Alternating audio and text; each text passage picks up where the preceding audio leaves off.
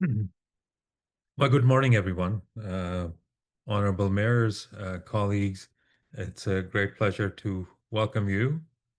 I hope you've had interesting discussions since we had our Module 4A. We welcome you to Module 4B today. Let me share my screen, and I'll give you a quick overview of what we are planning to do today. Okay. Can everyone see the screen? Yes. Okay, perfect. Thank you. Right. So, like before, Ed and I are your lead design team. We also have Dr. Casper, Dr. Ephraim, or Dr. F, as you remember from last time, and Dr. Katrina Devendra, who have been helping us in putting together both of these modules. Um, just a quick reminder, we already have gone through Module 4A. In today's module, we're going to focus on climate change and urban infrastructure resilience, and I'll describe how the program will unfold in a moment. We'll particularly focus on nature-based solutions for climate change adaptation, and we'll also talk a little bit about local climate actions, and that will be an opportunity for us to go back to the discussion that we started last time and get into a bit more detail. So the schedule is as follows. We will have welcome remarks. I don't see Dr. Jennifer here yet. Ed is will you be saying something on her behalf, maybe?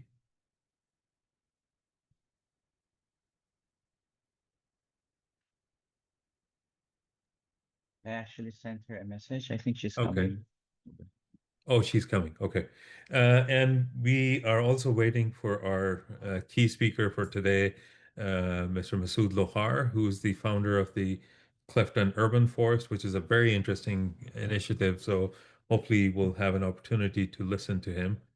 I will then be talking about this notion of a low carbon resilience and how that plugs into climate actions and how we build resilient cities. If you're not familiar with the concept, then I will take a little bit of time to make sure that you are fully acquainted with the idea, and then I'll talk about some of the examples of how this is done. We'll take a break at 15 past 12 Bangkok time. And then when we come back, we'll have an interactive discussion on nature-based solutions. And Dr. Casper and Dr. Katrina are going to lead that conversation. And of course, Ed and I will support that conversation.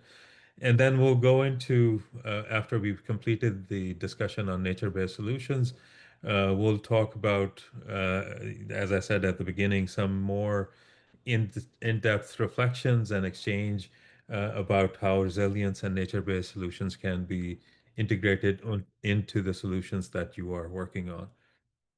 We'll have a wrap up as usual, and there will be at the very end an introduction to Module 5.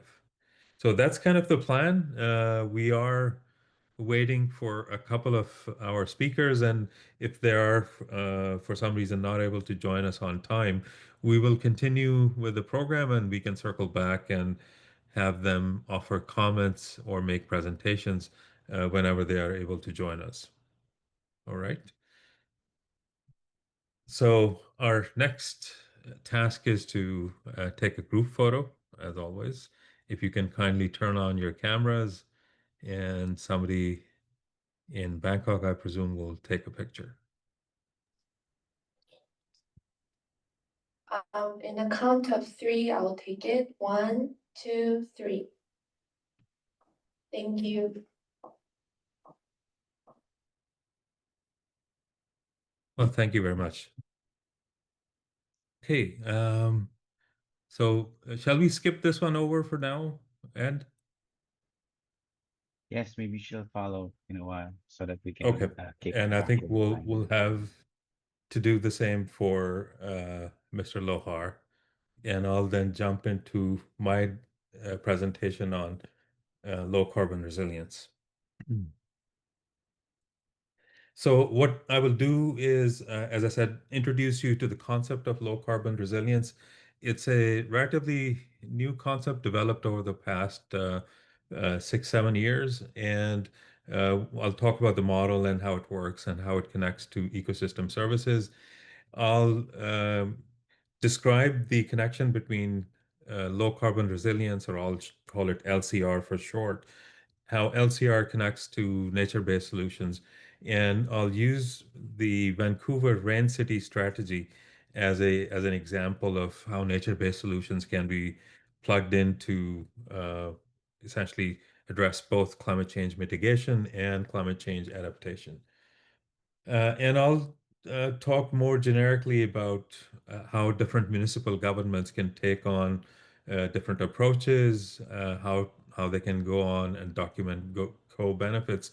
And the idea there is that hopefully this information is useful in your setting, in your city, and that can be observed. And I'll leave off with some key observations, and if we have time, we'll have a brief discussion as well. Okay, so let's talk about what low carbon resilience actually means.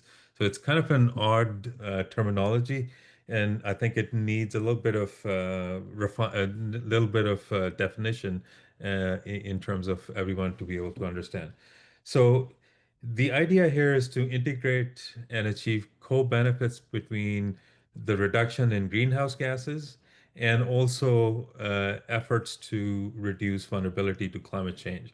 So the first part is typically in climate change jargon is called mitigation, and the second part is called adaptation. And the idea is that if you look back at the history of action around climate change for the last, I would say, about 30 to 35 years, the majority of the focus and attention has been on mitigation, on reducing greenhouse gases.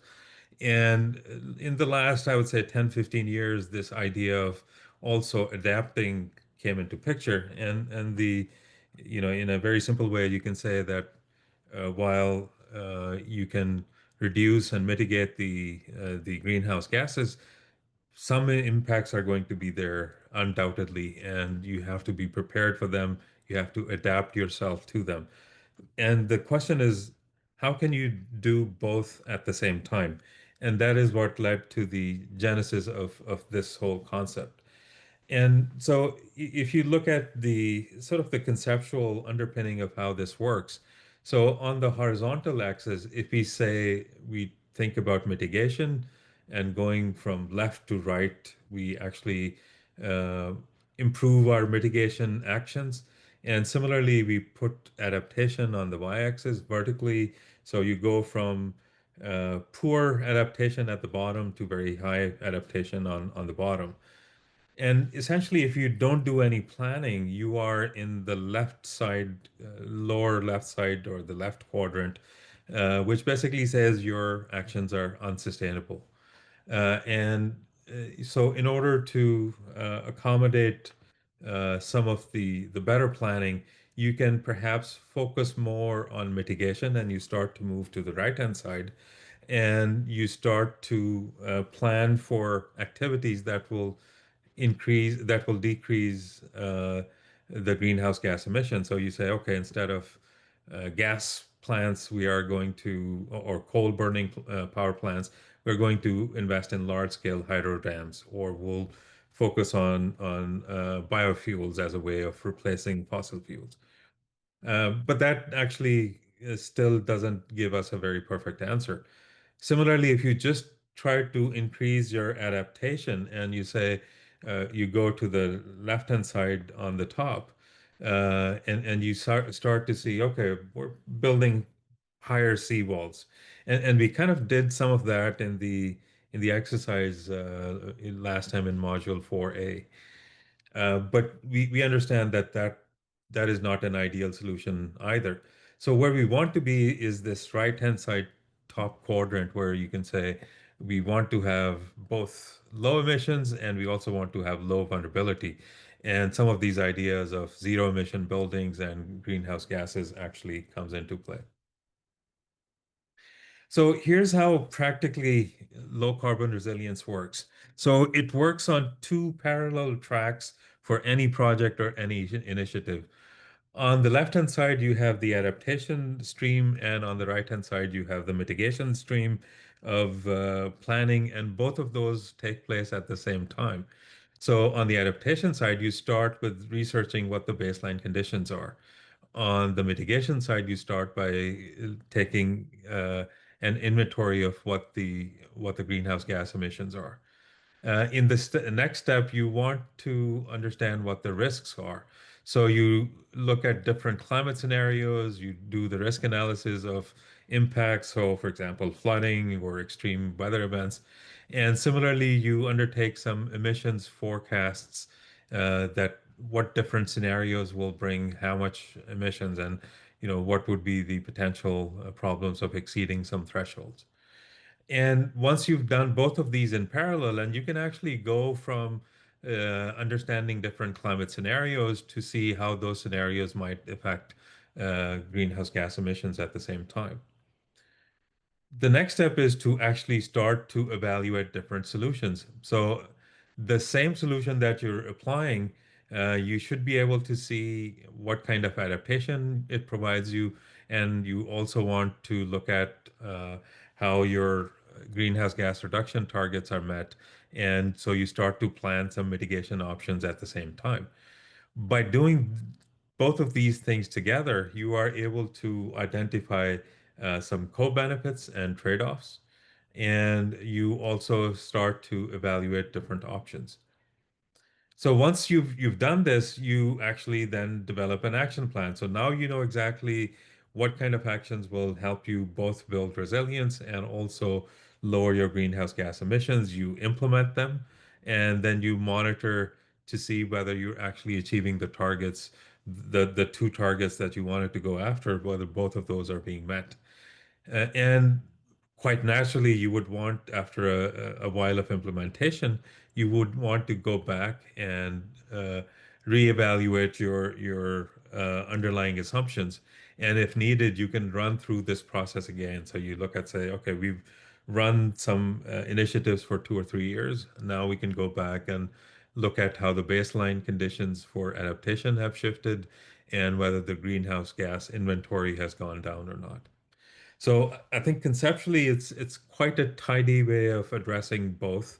And you can even have two separate teams. One team is undertaking the adaptation part, and one team is undertaking the mitigation part. And the two of them are frequently communicating with each other. And these black arrows going from left to right or the other way around are essentially an indication of information sharing between those two parts of the process.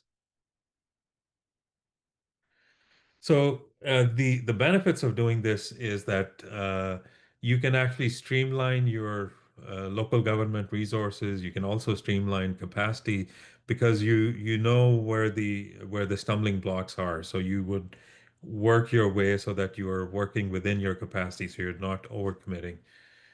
You also make sure that when you're developing policy across different departments within a city, your climate actions are achieving comprehensive outcomes. And thirdly, you can actually incorporate the community development priorities when you're going through these two parallel processes. At each time, you can have consultations with the community that allows you to understand what the communities really want. So they might say, we're really interested in more jobs. So economy is a major consideration. Or they might say, we are really concerned about health outcomes. And so that becomes your central focus. Or others might say justice and equity is important, or maybe the natural ecosystems and biodiversity is important. Uh, but it basically allows you to have a framework within which all of these discussions take place. So let me give you some examples of how ecosystem services can be utilized to create these low carbon resilience projects. So um, let's take the example of soil health and quality. When your soil is really, really good, you've enhanced the nutrients in it, and you've done this that allows you to build your natural ecosystems. That means that on the one side you have more natural services available to you, so you're more resilient, and on the other side, because you have now built, say, a forested system, and hopefully, if Mr. Masood Lohar is here, he can talk about the enhanced carbon storage capacity in the forest that he has developed in the city of Karachi. It's you're working on both hands. So just by improving soil health and quality, you are benefiting both resilience and mitigation.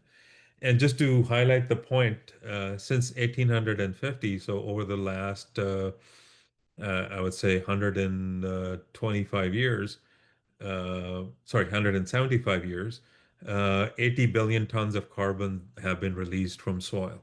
So anything we can do to recapture that and mitigate that is going to be of benefit. Another example is coping with extreme heat. So as I was indicating before, if you weren't using the LCR approach, you would say, okay, just put more air conditioners, and that will solve the extreme heat problem.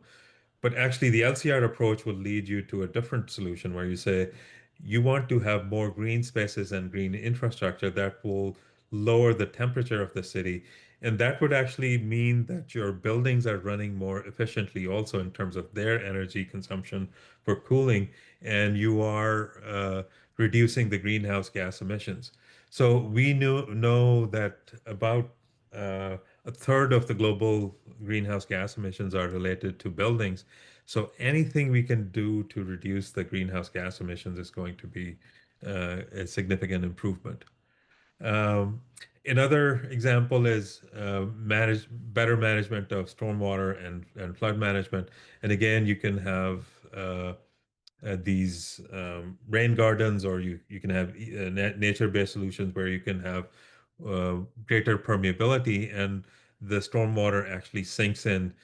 So you're actually, again, enhancing resilience. You are uh, preserving the green cover on the land, and that allows you to actually store more carbon in the land, just as I was describing before. The same kind of thinking can also apply to ecosystem health when you are protecting wildlife habitats.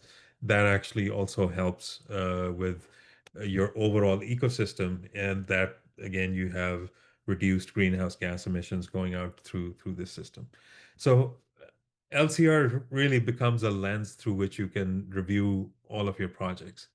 And here's an example of conceptualization of St. Gilles quarter in Copenhagen, where the picture on the top and picture on the bottom are exactly the same space. You have created some water features, some greenhouse, I'm sorry, some nature-based solutions at the bottom, and you've also reduced vehicular traffic and replaced it by bike paths and more pedestrian traffic. So it gives you a totally different impression of what that space looks like uh, when you start to implement this LCR approach. Now, how does this interface with different nature-based solutions?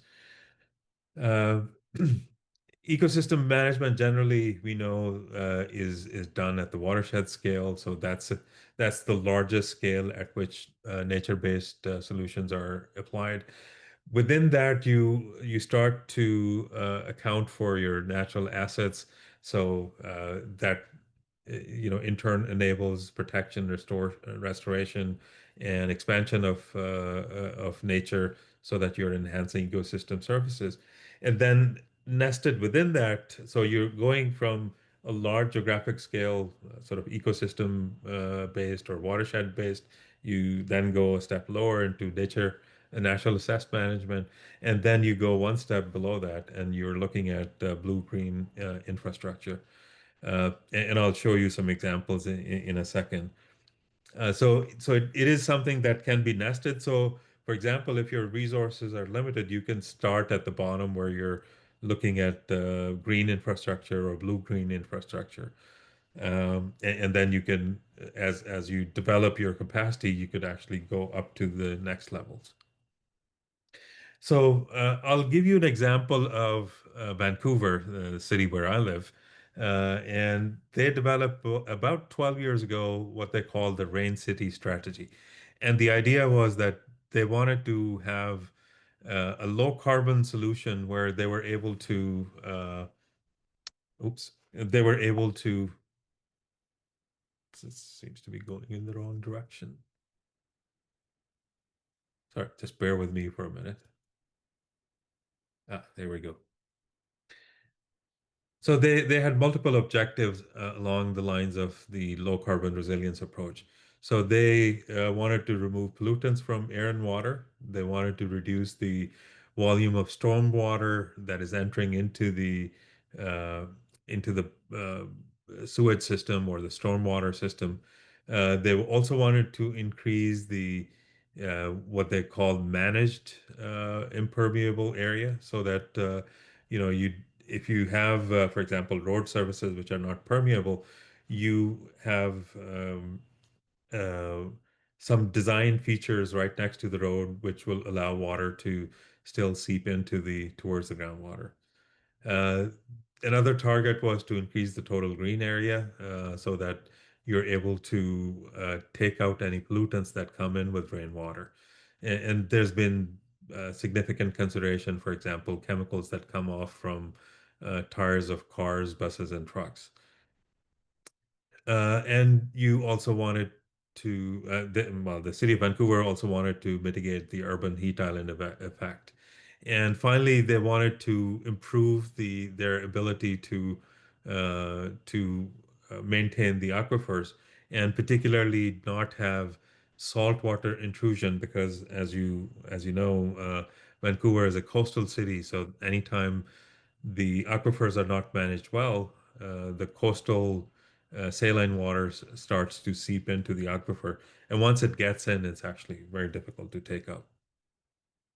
So here are the kind of examples that the city started implementing.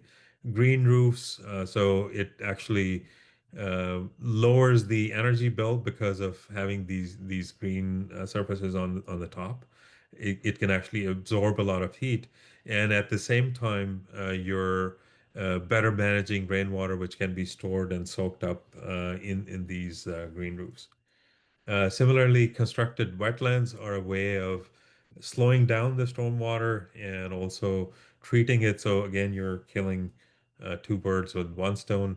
Here's an example of a rain garden, which looks like any average garden, but actually underneath it is a very layered and structured construction where you have gravel at the bottom, maybe even some geofabric at the bottom, and then you have different layers of sand and soil, and then on top you have these plants. That whole rain garden is designed to essentially store and either slowly release the water to the aquifer, or sometimes even slowly release it to the sewer system. And as you can see, there's an entry point. If you can see my pointer, there's an entry point into the rain garden that allows the stormwater to go in. Uh, there's also many parts in Vancouver City where there's permeable pavement. So it just looks like an average street, but it is again engineered in a way that it can transmit the water vertically down. So it can either be collected in channels and then slowly released out into the storm system, or it can be recharged to the aquifer. And similarly, there's been great effort made in the last 10 years or so to create these landscapes where, again, which can soak up as much of the rainwater as possible. So what are some of the tools that the city of Vancouver has used, which I think you can probably consider or think about how they can be applied to your respective cities? So the municipal tools that they have used, of course, the obvious one is you create regulations, and you say to people, if you don't follow these regulations, we'll fine you. But you can also go the other way and start to make investments. And you say, we'll provide incentives for those who are implementing these nature-based solutions. And both of those extremes also need to have an advocacy approach in the middle, meaning that you are constantly going out to the general public and you're talking about what these ideas are and why you are pushing either through regulation or through incentives to implement these nature-based solutions. Um, Another approach that the city of Vancouver has used is to develop different action plans. And this is where you bring in the general public or go out to them and start these conversations about what do the streets and public spaces need to look like. Uh, what are some of the buildings and sites that people are really keen on seeing undergoing some improvement? And last but not least, parks and beaches are something, well, generally people in Vancouver hold very near and dear. We're very proud of the natural beauty in the city. So how those can be improved as part of this Rain City strategy you know, was achieved through a lot of dialogue and discussions with the general public. So this is the last part of my presentation. So this is about the LCR opportunities in the municipal government. And you can maybe extrapolate and extend what I was just describing, people in Vancouver or the city of Vancouver have done. And there's four broad opportunities for municipal government. The first one is in terms of corporate strategic planning. So in order to build this business case, you need to have some very clear accountability and transparency. And in order to do that, you have to have some kind of an operating mechanism that incorporates the city manager, the city council, different parts of the municipal government, things like engineering, operations, planning, and parks. All of them have to come together. Even finance and communications departments should be together. Um, the challenge, and I'll be very candid about this. The challenge is that coordinating across different municipal departments is not easy, and I think the honorable mayors would know much better than me in terms of the challenges that are encountered.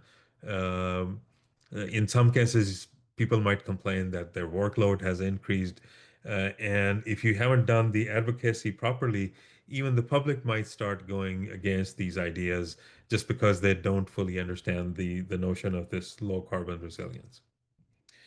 The second opportunity is in terms of land use planning, and particularly when you start to identify those co-benefits, so mitigation on one side and adaptation on the other side.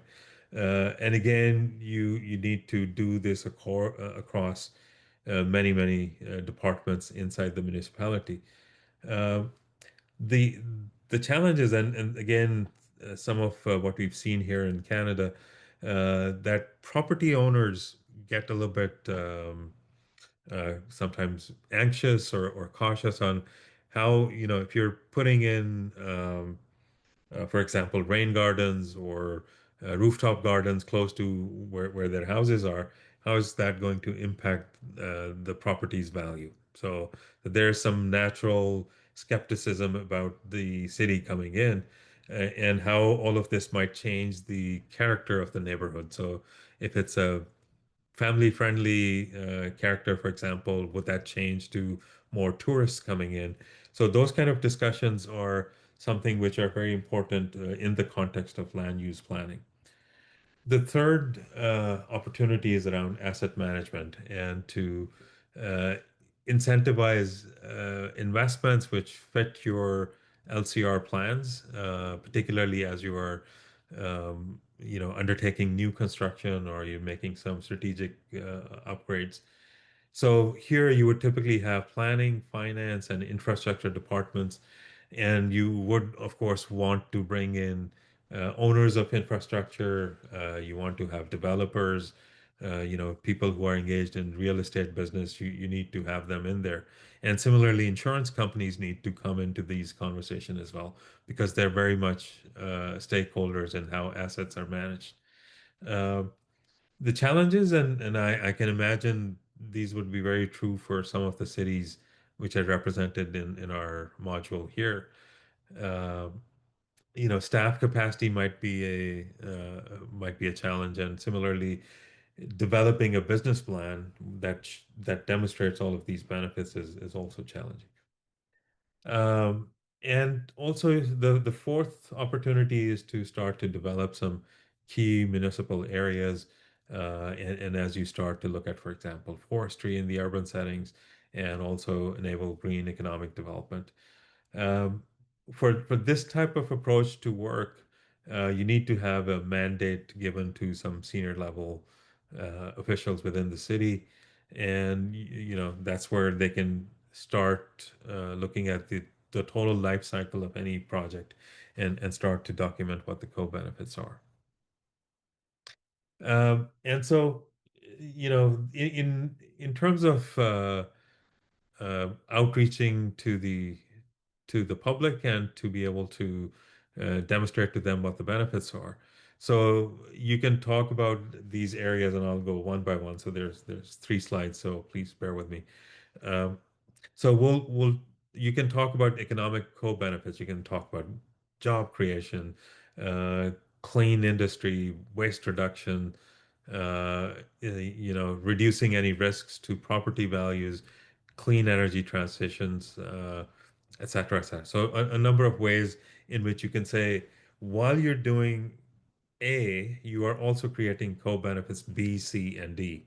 And there's sufficient published literature around the LCR approaches that can help you as mayors to take on this type of role.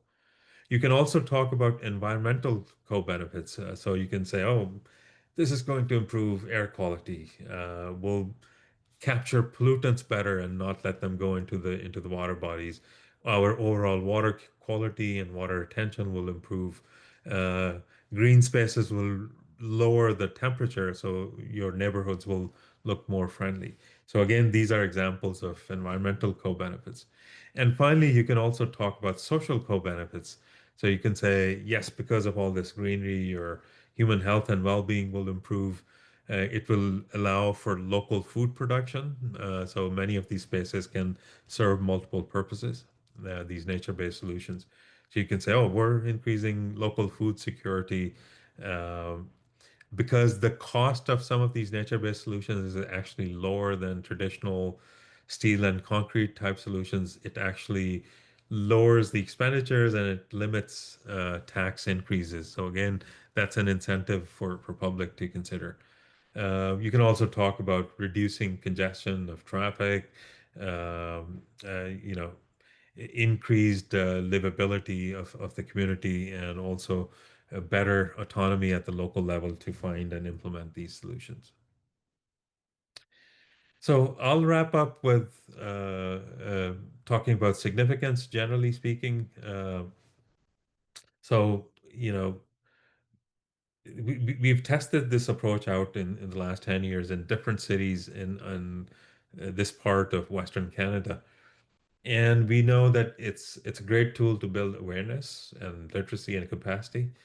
It generates more sort of system-based thinking on people. And it aligns the budgeting and procurement processes within cities, and it can catalyze overall improvements in the corporate structure and governance of municipalities. So I'll wrap up with some observations. Uh, there are some important ingredients for this to work. So you need to have human resources, people who have leadership, who have vision, and most importantly, they have the skills. And this is something that, just as an aside, SFU has been involved with, uh, over the past several years on skill building. Um, you also need institutional support, which means, as I was just mentioning, you need to convince the public that there are multiple benefits across uh, social, environmental, and economic axes, And you can also talk about what kind of commitment and investments are needed. You need to have multi-dimensional initiatives. So meaning that you're not just addressing one problem at a time, but you're addressing multiple problems simultaneously. And that may sound complicated, but actually that's a very good first step towards sustainability. Now, again, within any city, there would be some vested interests that will oppose and push back against these approaches. And so you need to have some kind of thinking about how you will counter those vested interests.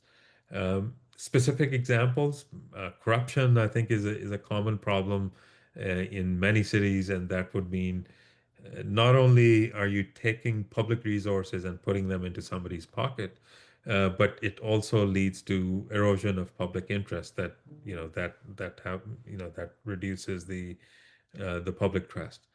So those things one has to be very mindful about and how to counter those. Similarly, societal inertia is also a bit of a stumbling block sometimes. That people are very set in their ways. So any new idea can be can be difficult to be incorporated.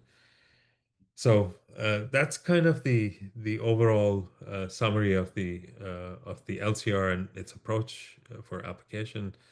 Uh, I'll pause here and see if there are any comments or questions. Maybe I'll stop sharing my screen for now. So if you have any thoughts or questions, please uh, share those. Ed, uh, at what point would you want to invite Dr. Jennifer Amparo to offer her comments also? Hi, Adil. Thank you for your presentation. Actually, Doc Jennifer Ampari is here already. Maybe as our mayor participants are thinking of their critical questions related to your lecture, maybe we could proceed with a short opening remarks from our Yes, Thank Go please. ahead, Go ahead. Jen. Thank you very much, Dr. Edgar, Dr. Safar, and I do apologize. We are experiencing some technical difficulties here due to the recent typhoon, and I hope that everybody's safe in their homes, and whether you're mobile, we hope that you are safe and well. So, good afternoon, good evening, and good morning to everyone, whatever part of the world you are in right now, and would like to welcome you all, of course, to our esteemed honorable mayors who are here, who are really consistent in their active participation and engagements from modules 1 to 4. We're already, I think, more than halfway in terms of the modules for this cohort's Asia Pacific Mayors Academy. I'd like to recognize, of course, our dear partners on behalf of the Asia Pacific Rim Universities, APRU Sustainable Cities and Landscape Hub.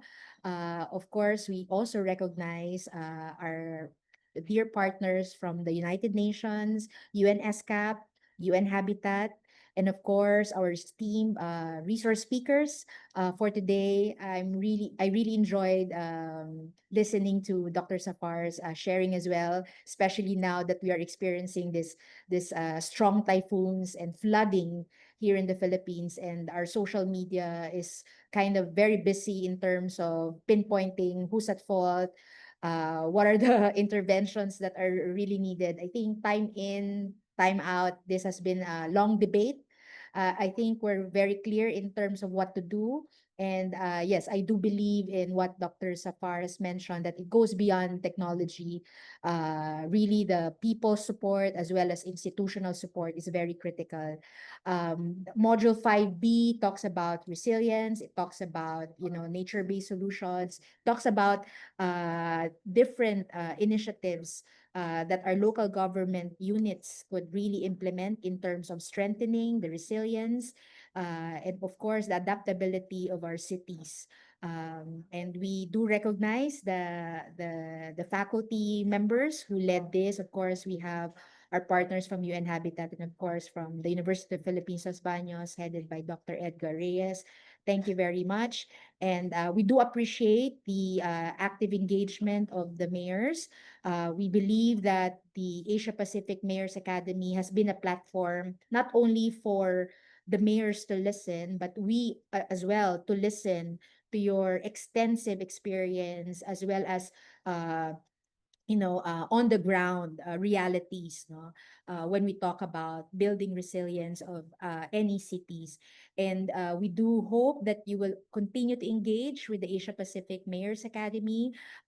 In the next module, we'll talk about smart and inclusive cities, in which your contribution, your inputs are very critical as well on how we continually engage our communities when we talk about a resilient, inclusive, as well as a smart city. So with that, we'd like to thank everyone who's been part of the Asia Pacific Mayors Academy. We've started 2019. We've grown so far, and we have extended and scaled wide our reach in terms of the different cities and municipalities who has been a partner in this initiative. So we do hope that even after the different modules that we have, we continue to engage with each other. We believe that the Asia Pacific Mayors Academy has been a very strong networking platform for our mayors to really share best experiences or best practices and network in terms of really working towards sustainability and resilience. So with that, on behalf of the Asia Pacific Rim Universities, Sustainable Cities and Landscape, congratulations in advance to all the honorable mayors, and thank you very much to all our research speakers and faculty members, and to our institutional partners from the United Nations. Maraming maraming salamat po. Thank you. All right. Thank you very much, our Dean, Jennifer Amparo.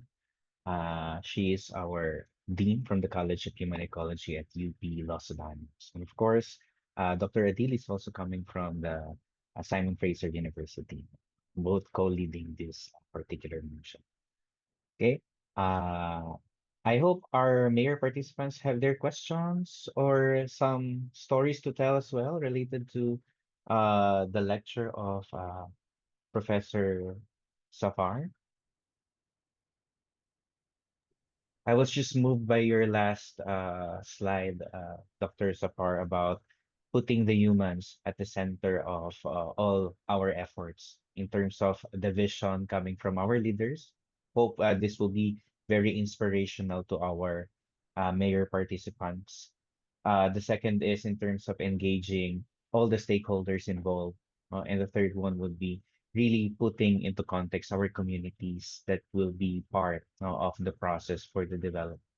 So it's really putting the humans at the center of any planning activity. That's really very good. Okay. I think I see a raised hand from uh, Mayor Cora. Go ahead. Hello, good day to everyone. Again, my apologies. My camera is still not working. Very low government budget. Um, on the presentation shared by Professor Zafar, thank you so much. I think the for us in the local government, the gap in terms of planning, even for LCR, is how do we get the national government agencies to collaborate at their level so that when it goes down to our level, there will be faster action and harmonious actions. Right now, we're observing that they're working in silos in the Philippine context. I'm not sure with from our colleagues from other countries in ASEAN, but in the Philippines, they work in silos, so you end up pinpointing to everyone, as shared earlier by Professor Amparo about the current case in the Philippines. It's always finger pointing because it's very difficult to make everyone collaborate from high level, and you end up having the local governments try to resolve available resources from the high level to use it to make sure that the direct impacts to people especially in terms of risk and disasters, are minimized. So if there's any tips that you could share with us, Professor Zafar, now we can get our national governments to somehow participate early in the local government planning, given they're also very limited manpower. It's very much welcome.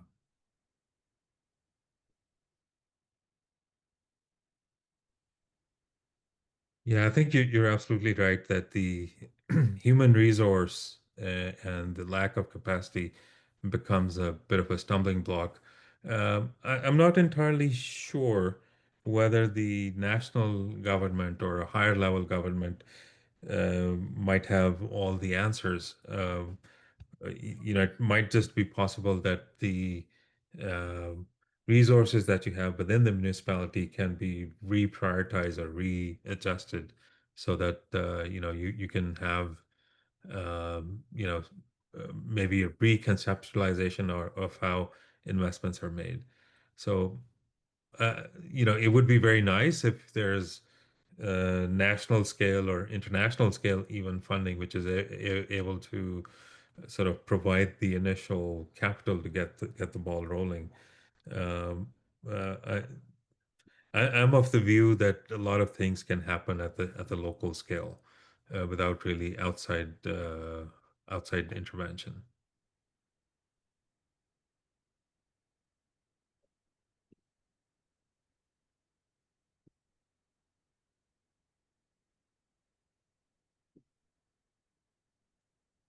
Okay, I think if all our other mayors will have their stories to tell, maybe we can give a little more time for that. If not, you can just put those information on our chat box. Maybe we can proceed a little further in terms of the topics for our coverage for this particular module. And I guess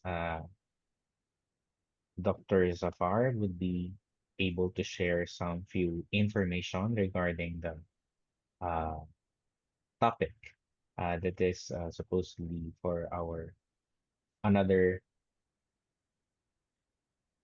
another resource Yes. person. Yeah. Yes, it's unfortunate that Mr. Lahar is not able to join us, Hmm. uh, but he had shared some information with me before about this Clifton urban forest, which I think is a very good example of low Yeah. carbon resilience. So I'll just take maybe 5, 6 minutes to quickly share some of these slides, if that's okay.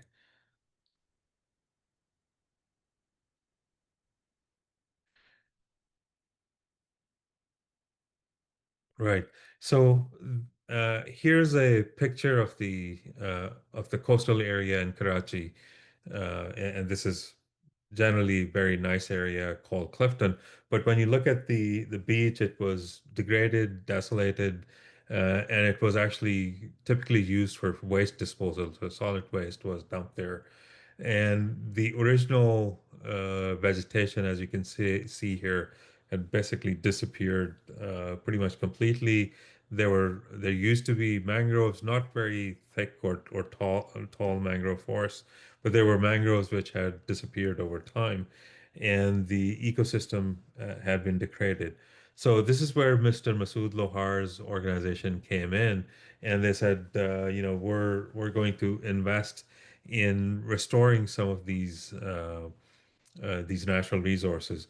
So this started in less than 5 years ago, and the idea was to take the piece of land, which in this case is 80 hectares, and the starting point was planting of over 700,000 trees, 83 species. Many of these species are uh, local, so they weren't being imported from outside. Um, and the idea here was to use the Miyawaki technique, which is, you have trees planted as kind of anchors, and so typically here moringa, oleander, date palms, wild almonds, etc., were posted. And also, there was a focus on creating a lagoon, a freshwater lake, so that you could also have some aquatic plants like lotus, water lilies, etc. And uh, to make this more attractive to public, there was a walking and biking track that was set up on the beachfront. So the objectives were to restore the ecosystem, to enhance the protective function of mangroves. And those of you who are uh, frequently familiar with being hit by typhoons, you know that mangroves can have a very significant impact on reducing coastal erosion, reducing the impact of big storm systems. And they also provide quite a few ecosystem services. The second objective was to build resilience against climate change impacts.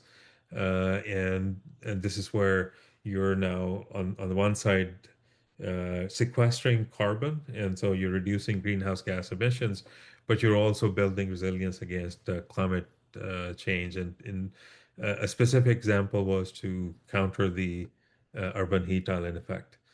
And the third objective was to provide space for migratory birds.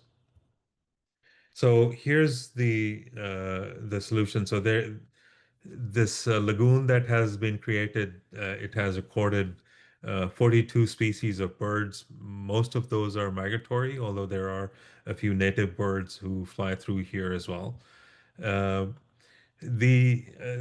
what I find really inspiring is the community engagement and community involvement part. That Masood Lohar, which is this gentleman in the red hat, uh, he has been really inspirational in bringing together different groups of youth. So he reaches out to schools, and their people are coming out. Local community members are coming out, and they're helping with planting of trees, and they're really invested in how this approach works. So this is, remember, we were just talking about resources. This is a single person with leadership skills.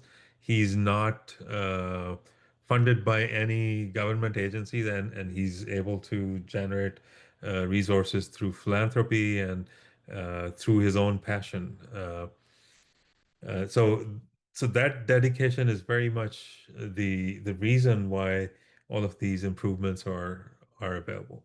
Now, I don't want to paint a very rosy picture. There are, of course, challenges. So you do need mobilization of resources. You need funds. As you increase the size of the forest, uh, you need to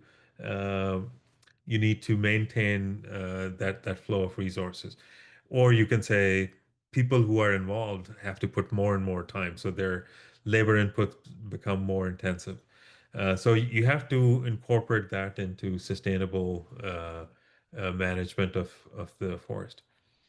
There's also, in just like many other parts of Asia, the precipitation varies quite a bit, and of course, much of that is climate change induced. So you have to somehow cope with this very variable availability of water. And there's, of course, threats from poachers and bird hunters.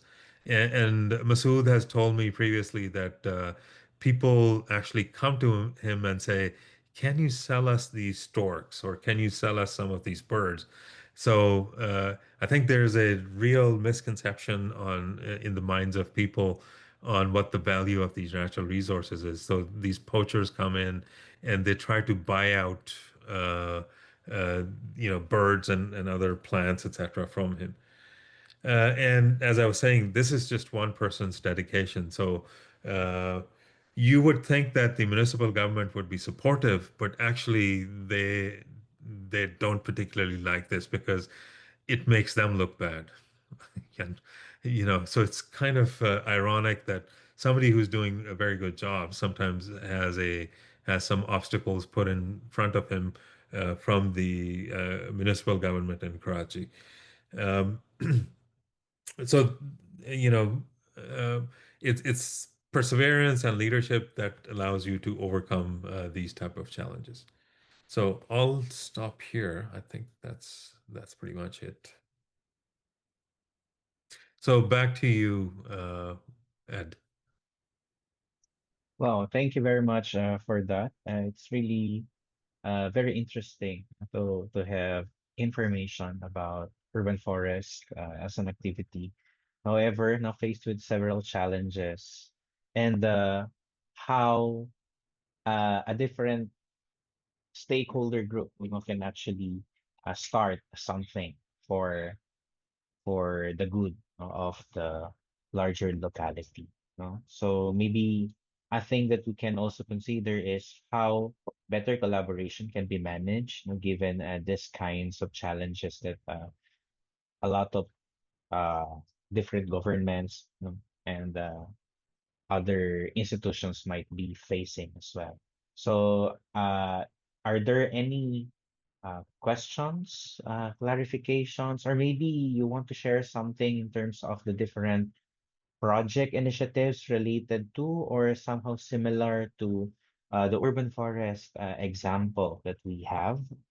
Maybe you have something in your locality, our respective mayor participants, or even your neighboring locality that you would want to like somehow copy, as part of your projects as well, or some of the solutions that you can somehow propose to somehow overcome these challenges that was presented, especially when different actors, in the community are actually leading the activity. So, okay, go ahead. Hi, Dr. Edgar. My name's Azlina. I'm representing Madam Julaiha. He can't join the class today. She have a site visit. Okay, I'm a town planner for Hulu Selangor Municipal Council. Okay, for us in Malaysia, we have a program that we call Central Forest Pine. Because as you know, we are in a shape of peninsula, and most of the forest is in the middle, but it was cut off and fragmented during the development of a township, of a road, and many other things that due to the development. So our government have the initiative to build, we call it Center Forest Pine, where we try to connect uh, the forest back each other. So there's a few area that whether using the river reserve, or maybe land that is available belongs to the government, or maybe one day we have to buy back the land to connect back the land to become a forest, so that the animal, the wildlife animal, they can use the passage to connect back to the main forest area in the middle of peninsula. So for that, I think that is a very good initiative. And from what Dr. Zafar shared just now, in India also is a good idea to turn back the area, rather than become scarce, and it's no good to the animal. It becomes urban forest with the plantation of the trees, and also the commitment of the community. I think it's very good. Thank you for sharing. Thank you for sharing this information, man. Actually, yeah, some food for thought that you were sharing is about coordination. Like it's really on the proper coordination among the several stakeholders in the community, and really putting who will do some parts of the project, and really communicating continuously. I think that's one of the key things that is very important to consider. I think there's also another one. Go ahead, Mayor from Banda, I'd say. Yeah, good morning, college, and especially for Mr. Zafar. Yeah, I would like share a little bit about like said, it's the same experience that Mr. Savar already explained about forest, city forest. And in Banda Aceh City, Mr. Sabar, we have also how to say that we are the center of the city of the city of province of Aceh. So we are small city. It's only 63 kilometers square. But as a city, we are like limited of the green space. So in 2017, we have like CSR from the Indonesian National Bank. They create after, let's say, after the tsunami, a little bit long away. After the tsunami, they create from the CSR the city forest. It's about 7.15 acre, or let's say 7 million meter square in the center of the city, because we are lack of the land. So they build a very nice city forest in the center of the city. And at that time, 2017, we have a lot of bird there, lot of bird, and then the mangrove very nice. And in the city, in that forest, city forest, we build also grown play for the children, because we have limited space for the how to say that, the garden. So we put them in the city forest. And also we plant a special tree in that city forest. For instance, the city from others, the tree from other city, we put there also, because for education for the children. So for the student, they go there and they learn the name of the tree. So we put the tree, the name also in the tree, the special tree from other city, because we have a large city, large country. So we plant some special tree there. So like education for the student also there. So right now, that city forest until now become the heart of the city, because they produce a lot of oxygen, and then help to greening the city and reduce the hot climate in the city. So maybe for the next how to say that, opportunity, we can also maybe presenting about our city forest, and how they also give the advantage to the city itself. Okay, thank you very much. Thank you very much, Mayor.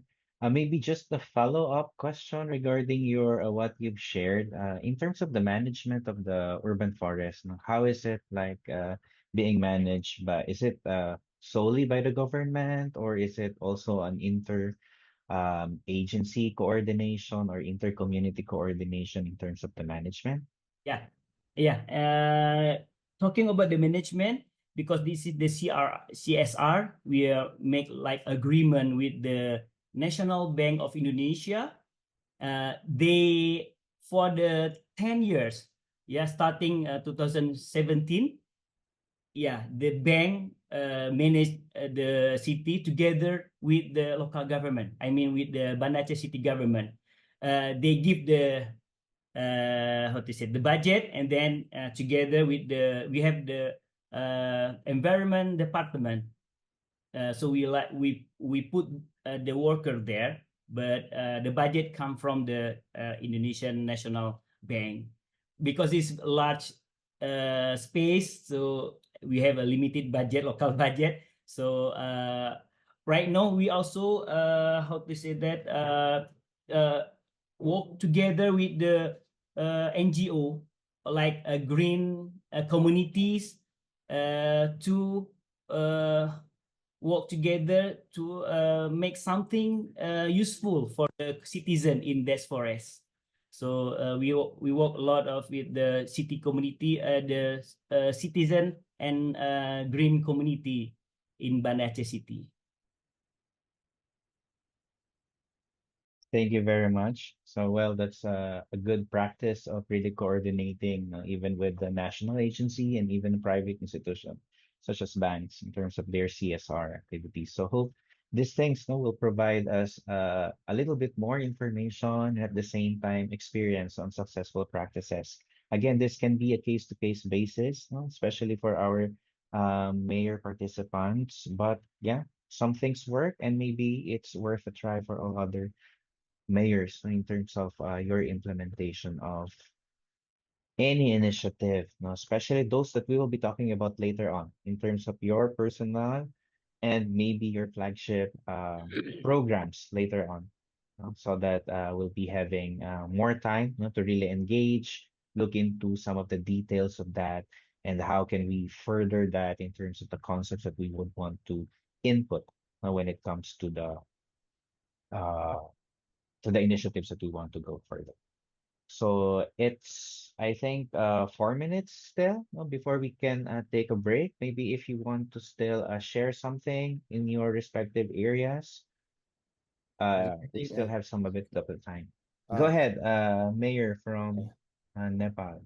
Go ahead. yeah, regarding the forest here in Nepal, we have the forest user committee in the specific in the territory of the certain area.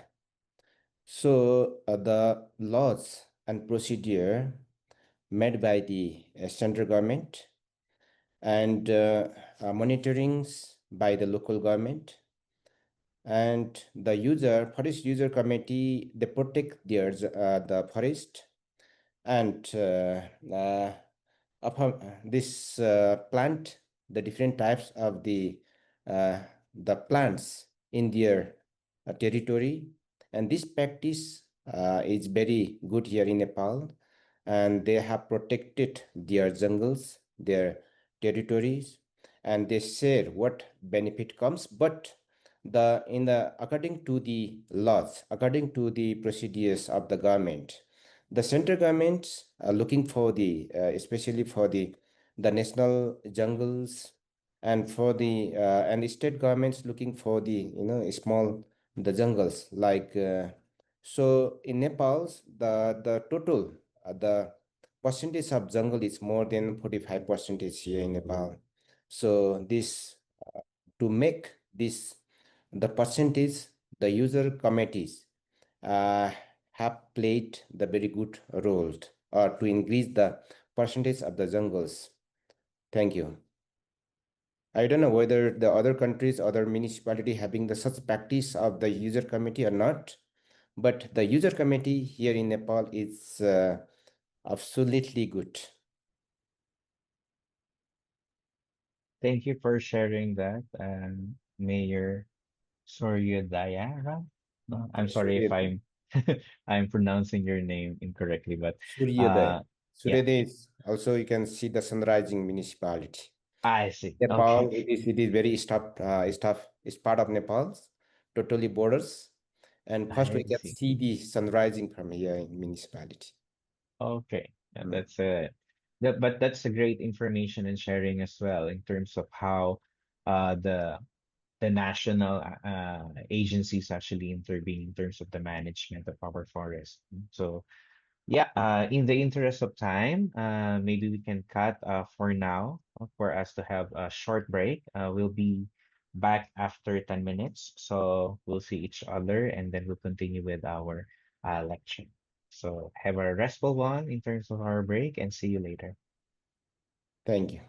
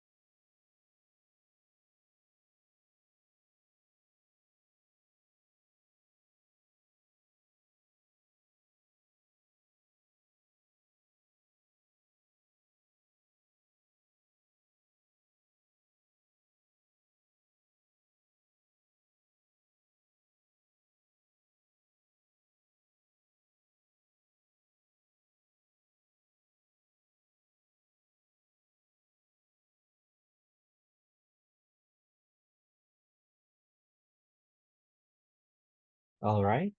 I think we're all back.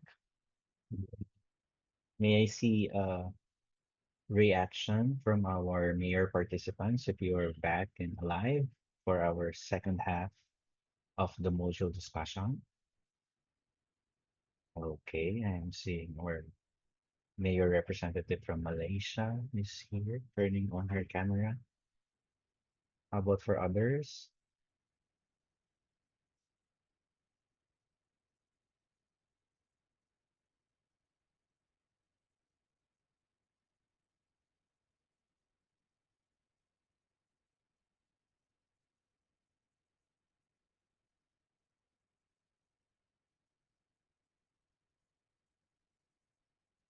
Okay, for us to have a more meaningful time for engagement, let me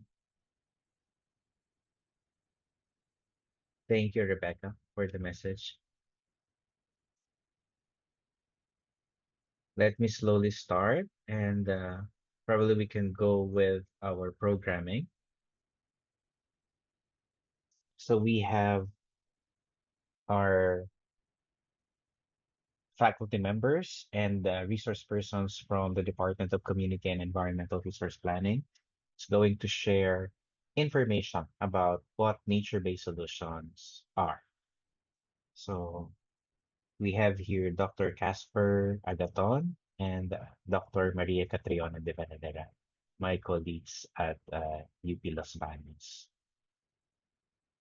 Okay, so I think the sharing screen is yours, and we are excited for the presentation. Okay, so good afternoon, everyone. Or in Filipino, it's magandang hapon. You can call me Iona. So from the Department of Community and Environmental Resource Planning. My background is environmental engineering, and I also am an active board of trustee of the Wetland Society. And here with me is... Good afternoon, everyone. You can call me Casper. My specialization is environmental economics, and together with Iona and Edgar, we are working with different nature-based solutions project within the country and also at the international level. Okay, so let's start. I hope you are all doing great. So nature-based solution, I think, has been defined. So by the IUCN, so are defined as actions to protect, sustainably manage, and restore natural or modified ecosystems that address societal challenges effectively and adaptively, simultaneously providing, take note, of human well-being and biodiversity benefits. So basically, NBS have prime potential to address several global challenges and of course provide long-term environmental, societal, and economic benefits. So they use the power of nature and functioning ecosystems as infrastructure to provide natural services to benefit the society and the environment. So we will have some examples. So the first one, Doc Casper. So here are the specific examples from different cities in the Philippines. And also we have one example from abroad. The first one is the constructed wetlands project in Gawad Kalinga village in Bayawan City, Negros Oriental. This is composed of a combined vertical flow and horizontal flow wetlands covering an area of just 0.268 hectares. So it's just a small area. And it is designed to treat the domestic wastewater from the village of 600 households with an average of 5 persons per household. So it's around 3,000 people. So the facility has been in operation since 2006 with a pollutant removal of 97%. And after the treatment, the treated effluents are being reused or recirculate in the wetlands, reused in different purposes, and also can be disposed sustainably to different bodies of water. So another example, this is also found in Bayawan City, Negros Oriental. The leachate of their sanitary landfill is also being treated by a constructed wetlands. No? And then the next one. So this one is in my hometown. It's called the Silonay Mangrove Conservation Eco Park in Calapan City, Oriental Mindoro.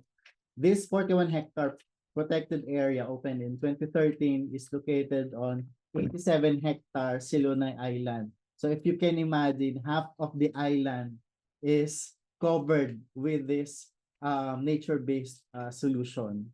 Its primary purpose, of course, is to protect the coastal communities like Silonay from storm surges, sea level rise, and provide additional income sources through ecotourism and other related livelihoods. Currently, it is haven of different species of mangrove, fireflies, bats, migratory birds, fiddler crabs, and various kinds of fishes. So aside from this, since this is an ecotourism park, so visitors can stroll inside the eco park. They may also try different activities such as bird watching and kayaking and among others. The third one, no, shout out to the mayor of Del Carmen. So Mayor Coro is also a participant. Hi, Mayor. So we've seen several times. We have seen in some activities or events, no.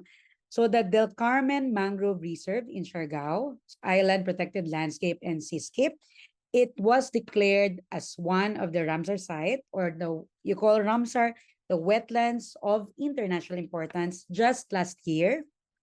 So basically, the C plus, they call it C plus, span 4,871 hectares, forming the largest contiguous mangrove forest in the Philippines. No? So it is home to 245 animal species present in the site. 20% are endemic in the Philippines, including the vulnerable Philippine duck or the Anas luzonica and the southern rufous hornbill. So the site also hosts 3 threatened turtle species. No? So over 900 residents and thousands of visitors benefit from fishing, aquaculture, recreation, and tourism opportunities and the protection provided by the site against the natural hazards. No? So commonly, when you go to the Philippines, southern portion of the Philippines in Siargao, we usually visit this mangrove area. So it is also part of their ecotourism activity. So another example here is the Milan in Italy. Vertical forest consists of 2 towers of 80 and 112 meters, hosting 480 large and medium trees, 300 small trees, 11,000 perennial and covering plants, and 5,000 shrubs. The biological architect relies on a screen of vegetation, needing to create a sustainable microclimate and filter sunlight, and rejecting the narrow technological and mechanical approach to environmental sustainability. This vertical forest helps to build a microclimate and filter fine particles contained in the urban environment around Milan. The diversity of plants helps to develop the microclimate, which produces humidity, absorbs CO2 and particles, produce oxygen, and protects against radiation and noise pollution. It also promotes the formation of an urban ecosystem where various plant types create a separate vertical environment, but which works within the existing network, able to inhabited by birds and insects, which constitutes a spontaneous factor for repopulating the city's flora and fauna. So these are just some of the specific examples. Now, we want the participants to share in our chat box what NBS initiatives are being implemented in your locality. So kindly type anything in our chat box regarding NBS initiatives in your locality.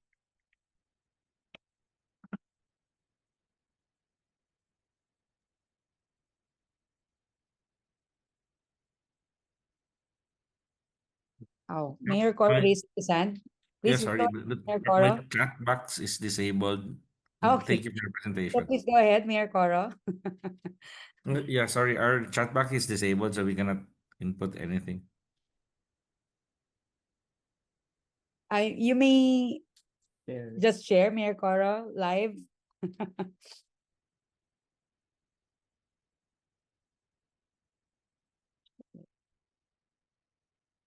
Ayan, okay. So they were able to update the chat box. So you may type in your answers. Or you might want to say something, Mayor Coro? Oh, just wants to say thank you for sharing our program. That's our NBS initiative. But we're also part of the capstone that I'm working on is on trying to resolve entire island, how to address sea level rise. So I think that's something many of the Pacific islands will be experiencing very, very soon. Okay. Okay, okay, since we do not have yet responses, we may discuss the different NBS initiatives later after this session. For the meantime, we will now summarize the characteristics of NBS, what are the challenges and different factors affecting the implementation of NBS. But we want something different. So we'll have a game. It's called Fact or Myth. And what we're going to do is just type F or M in the chat box. So hopefully, everyone can participate in this game. So we will show a description or something related to NBS, and you identify whether this is a fact or Or I myth. mean. So are Okay. you ready? So are you all ready? Please give me a heart react if you're ready. Heart react, please. Okay. Okay. Our mayor from Nepal, give me a heart react or a thumbs up. Okay. From Indonesia, from Malaysia. Okay. Okay. So now we proceed. Go ahead, Doc Okay. Casper. So the first one is nature-based solution, or NBS, is a new concept in urban planning that professionals and practitioners should know and implement. So please type in F or M. So M. How about the others? F. F. Please type it in our chat box. Again, M is myth, M is myth, F is fact. Okay. M for myth, F for fact. So we have from Malaysia, fact. From Nepal, it's a fact. From Safar, it's a myth. How about ma'am from Indonesia? It's either M or F. Yeah, M, okay, myth. And then from Mayor Coro, it's an M. So go ahead, Doc Casper. The answer is So the correct answer is it's just a myth, because NBS is not a new concept. So okay. even our ancestors are already implementing nature-based to address different environmental and societal issues. Okay, thank you. So next question. Okay. NBS are strategies designed to address human well-being and biodiversity concerns. So NBS are strategies designed to address human well-being and biodiversity concerns. So please go ahead, a fact or a myth. Okay. How about the others from Malaysia, from Indonesia, Nepal? Philippines, it's a fact. From Malaysia, Indonesia. already came. Sorry, please come again. Yeah. Okay. Okay, so it's a fact. Okay.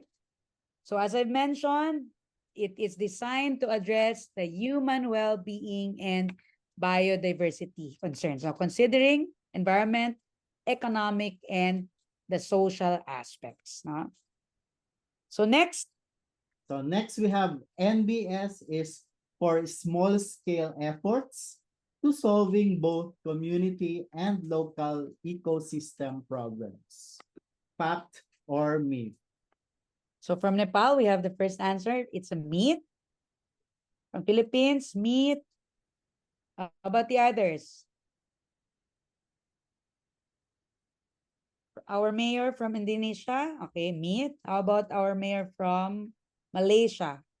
Representative or our, okay, myth, no. I think they So the agreed answers, with yeah. the answer. Okay. So all of them answered myth. Okay, so or maybe they copied the answer of Nepal. No, it's a joke. Okay, so it's a myth. Okay. It's a myth Ah, because as we have presented in the projects covering villages, municipalities, or even river basin management, and we can also have smaller scale projects like buildings, households, and so on. yeah, so it greatly depends on the scale of ecosystems. So number 4, NBS and ecosystem restoration are similar concepts in urban planning. NBS and ecosystem restoration are similar concepts in urban planning. Is it a fact or a myth? So please type in your answers. Okay, from Nepal. Ayan, so Malaysia. How about our participant from Indonesia and myth, fact, fact, and then the myth? How about our mayor from it's a fact? No, the answer is, Doc Casper, it's a myth. Yan, okay? So only our representative or mayor from Indonesia got the correct answer. Thank you. Okay. Welcome. Next. So next we have NBS are alternative and complementary ingredients to traditional technical solutions to societal issues. Fact or myth? So is myth from my favorite mayor, of course, from the Philippines. The only one participant from the Philippines. How about the others? Fact from Nepal. Indonesia, it's a fact. There's another, okay, from Malaysia, it's a fact. I think there's another one from Nepal, another mayor from Nepal. It's a fact. Answer is, sorry. The answer is a So the fact. answer is fact Okay. because NBS are alternative to, for example, the gray infrastructures. We can combine NBS with different gray infrastructures. We call them green gray infrastructures. And as you can see on the previous example with the buildings, so we just retrofitted the building and combine NBS with the characteristics of the building. Okay, so number 6, NBS are best managed and governed through local government efforts only. So NBS are best managed and governed through local governments only. Fact or myth? So please type in your answers. So is it, okay, myth from Indonesia? Okay, myth. So it's a myth. No? So actually, several stakeholders should best manage and govern NBS. No? So private sector could help, international organizations, and so forth. No? Next, number 7. So we have number 7. Go ahead, Doc Casper. NBS can either be green or blue infrastructure. Fact or myth? So please type in your answers. So fact, F from our mayor from Indonesia.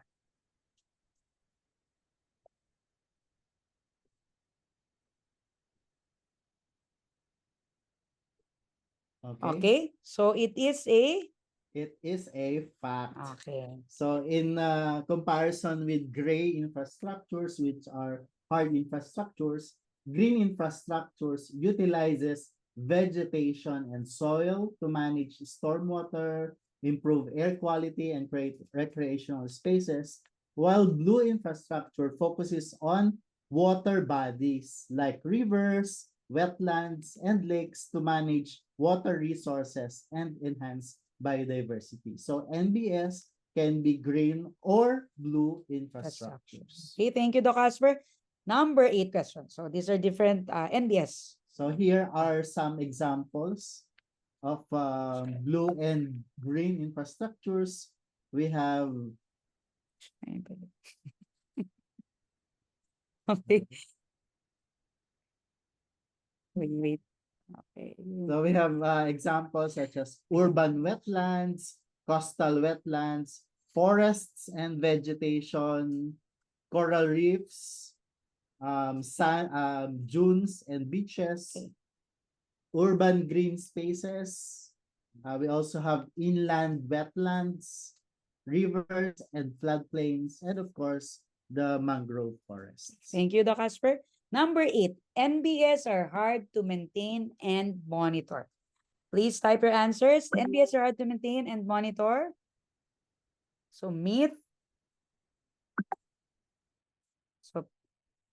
So myth, no? So the answer is it's a myth. Okay, so we have some tools, no, on how to maintain and monitor the different NBS, no, in our locality. Next, number 9. Second to the last question, Doc Casper. NBS requires experts for consequent management and operations. Fact or myth? So type in your answers. So it's a fact from NBS Nepal. requires experts. Myth from Mayor Coro. Myth from Malaysia, Hulu Selangor. Myth from Nepal, Suryodaya. And Indonesia, it's a myth. So the answer, Doc Casper, is? The correct answer is it's just a myth because as we say, nature works for itself. Nature heals itself. Therefore, in most of the NBS projects, we rarely need experts for consequent management and operations because nature can do the work for itself. Okay. So number 10. So we actually have 15 questions. So we will make it faster. Na? Number 10, local application of NBS is limited, if not impossible to maintain. Local application of NBS is limited, if not impossible to maintain. So fact or myth? So please type in your questions. So answer is, so for some, we have myth. Okay. So answer is, it's a myth, no? So yeah, number 11, NBS are targeted to addressing only one problem at a time. NBS are targeted to addressing only one problem at a time. Is it a fact or a myth? Myth, okay? How about the others? Answers, please. Myth, okay, no? So basically, it addresses or it can address several problems, no? Our NBS solutions. Number 12. So NBS is used for climate and disaster mitigation. NBS is used for climate and disaster mitigation. So I think you've heard about this several times. So please type in your answers. Fact. Okay. So our answer, Doc Casper, is it's a fact. Okay. So next one is 13. NBS is Sorry. only used to highly urban context. Okay, so it's a, sorry, I accidentally pressed it. It's a myth, Doc Casper. Yeah, okay. Number 4, go ahead, Doc Casper. Number 14, there is a huge financing requirement for NBS. There is a huge financing requirement for NBS. Please type in your answers. So it's a myth. All of them got the correct answer. Come on, go ahead, Doc Casper, kindly explain. So there are only limited funding sources and financing mechanisms for NBS, primarily because from economic perspective, no, NBS initiatives are non-income generating. So if you want to invest in a project with which will generate a lot of income, so that's not for NBS, but it provides different ecosystem services. So Yes. different funding sources are listed here, such as ADB, GAF, AFD, GIZ. We had several projects with GIZ about NBS. We also have here the national and regional funding sources, such as Meloy Fund, Asia Pacific Climate Finance Fund, People Survival Fund in the Philippines and Indonesia, Singapore's Green Finance Action Plan, Sustainable Bond Grant Scheme, and several other bilateral funding sources, such as Austrian Development Agency, French Development Agency, the GIZ, KFW, the LuxDev, FMO, and Pro Parco. Okay, so thank you, Doc Casper. So I think our mayors will be able to identify whichever they can ask support from. So lastly, NBS can be integrated to local development plans. NBS can be integrated to local development plans. So is it a fact or a myth? So it is a answers It is a fact. fact. So Okay. actually, we are encouraging, especially our local leaders, to integrate nature-based solutions in our local development planning, such as our land use plan, comprehensive development plans, tourism development plans, and of course, the local climate change and disaster plans. Okay, thank you, Doc Casper. So it's a fact. So lastly, as I mentioned, the very valuable one is nature-based solutions actually address societal challenges, always considering human well-being and biodiversity benefits. So let us harness the power of nature and the functioning ecosystems no, for this. No? So that's the end. Thank you very much for all your participation, active participation. So maraming salamat po or thank you very much. Okay. Thank you very much, Dr. Casper and Dr. Iona. And can we all share our virtual applause to everyone? No, I think most of us didn't just pass the evaluation for the NBS, but scored really very high. Thank you very Wow. much for that. Okay. So now as we continue with our module.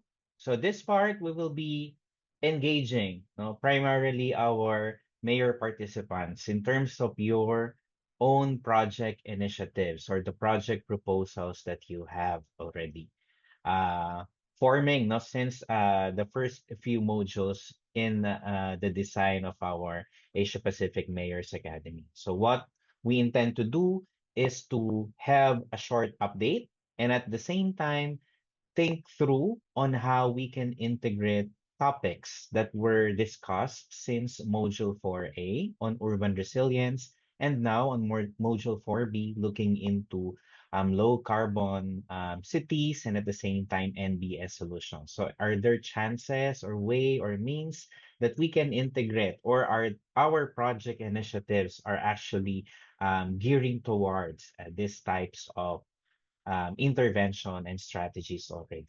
So, okay. So feel free. This would be an informal discussion for all our mayor participants. Honorable mayor, mayors, please feel free to share your insights, your stories, know why looking into such project proposal and how can your recent learning from Module 4 can improve and can provide better information and strategies towards solving the challenges that you've identified. Who wants to share first? Shall I start with our Honorable Mayor from Indonesia? Just share the challenge. What is the main challenge that you want to pursue in terms of your project proposal. Is our mayor from Indonesia okay to share?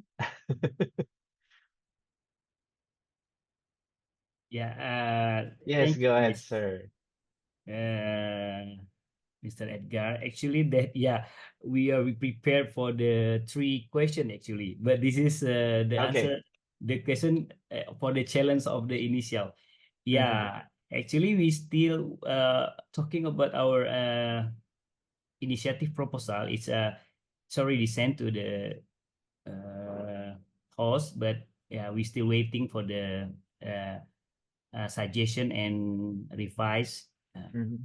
Yeah, but because our main challenge is talking about the heavy rainfall in the city Mhm. area, Mhm. and it's almost the same as the Mr. Zavar's presentation i- in for the first time in the start of the meeting. That's very nice.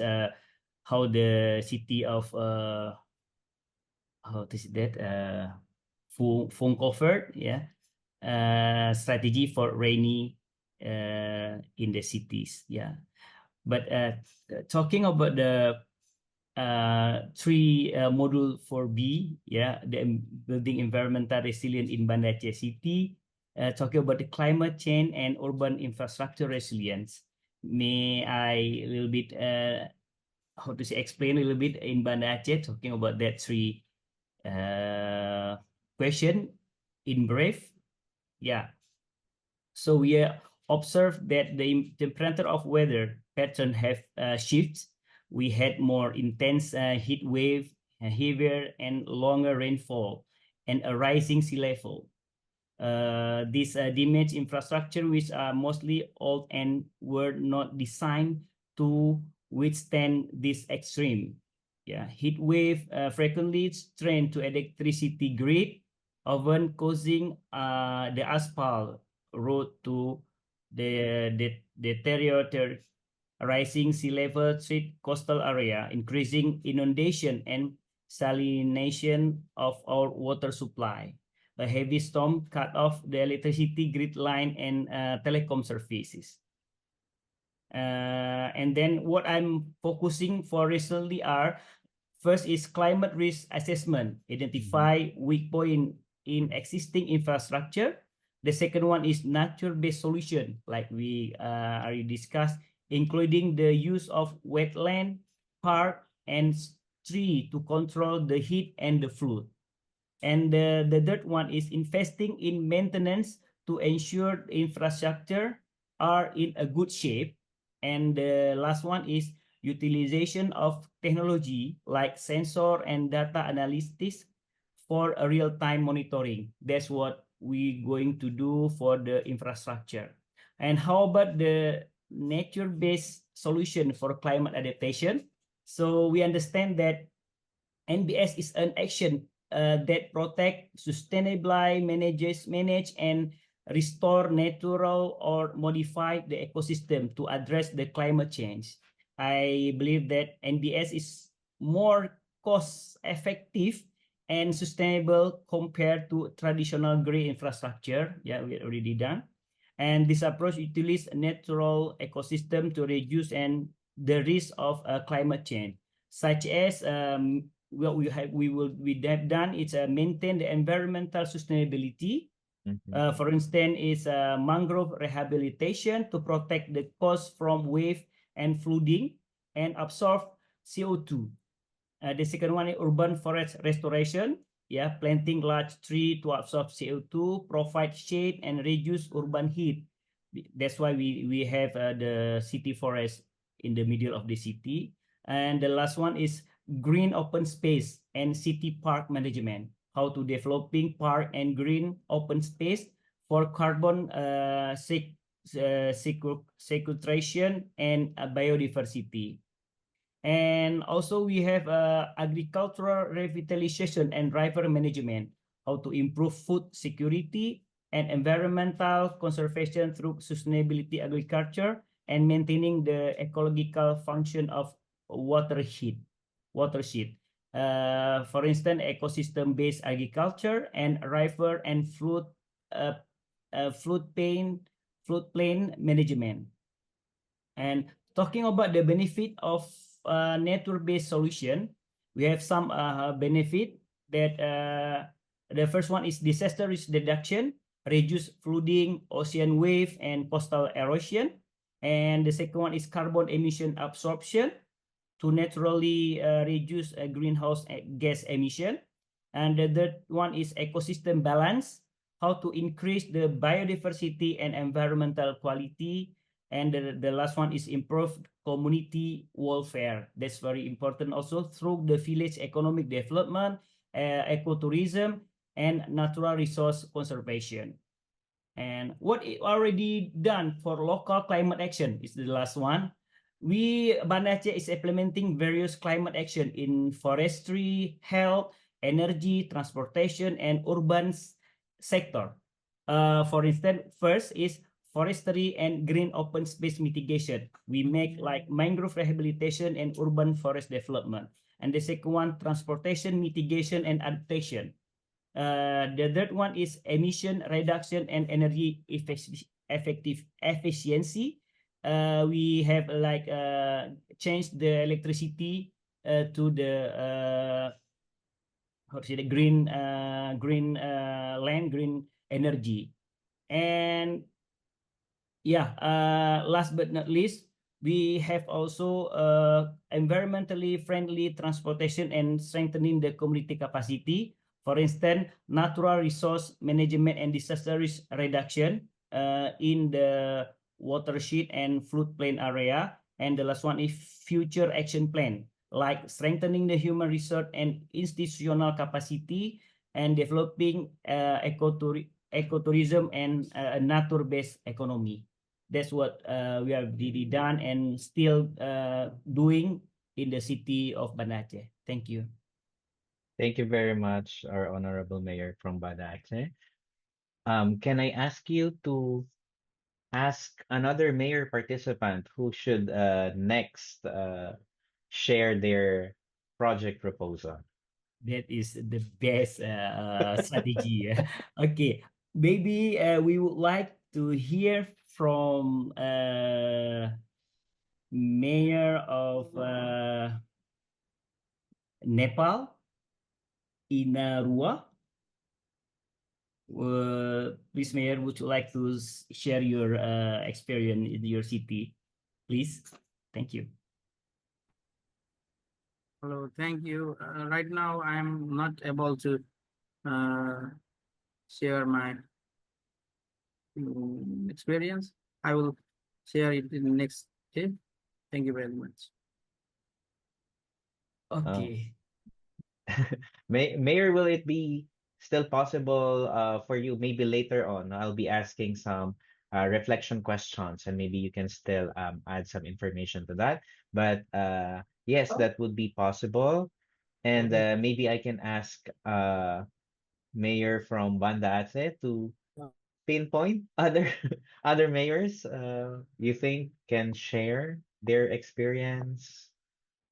Okay, let's hear from Mayor of there is yeah, only Malaysia, Pulau Selangor, please. Yeah, we have a neighbor city. Maybe you have the same common or maybe another experience, please.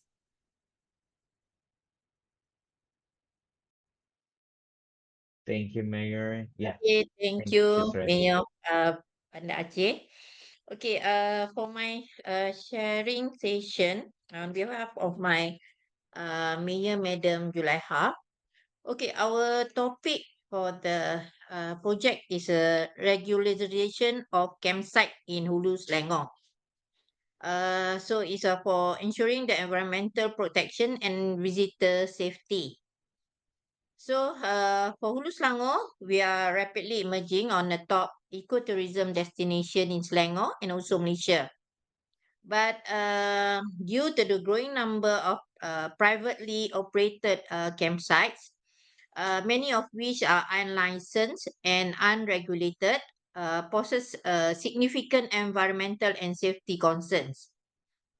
And the vision for the project is to create a safe, healthy, and trusted ecotourism environment in Hulu Selangor through regularization of campsite anchored by the principle of three Ks.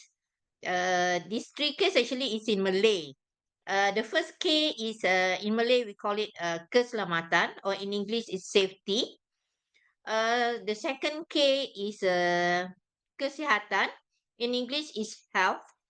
And the third K is keyakinan. In English is confidence.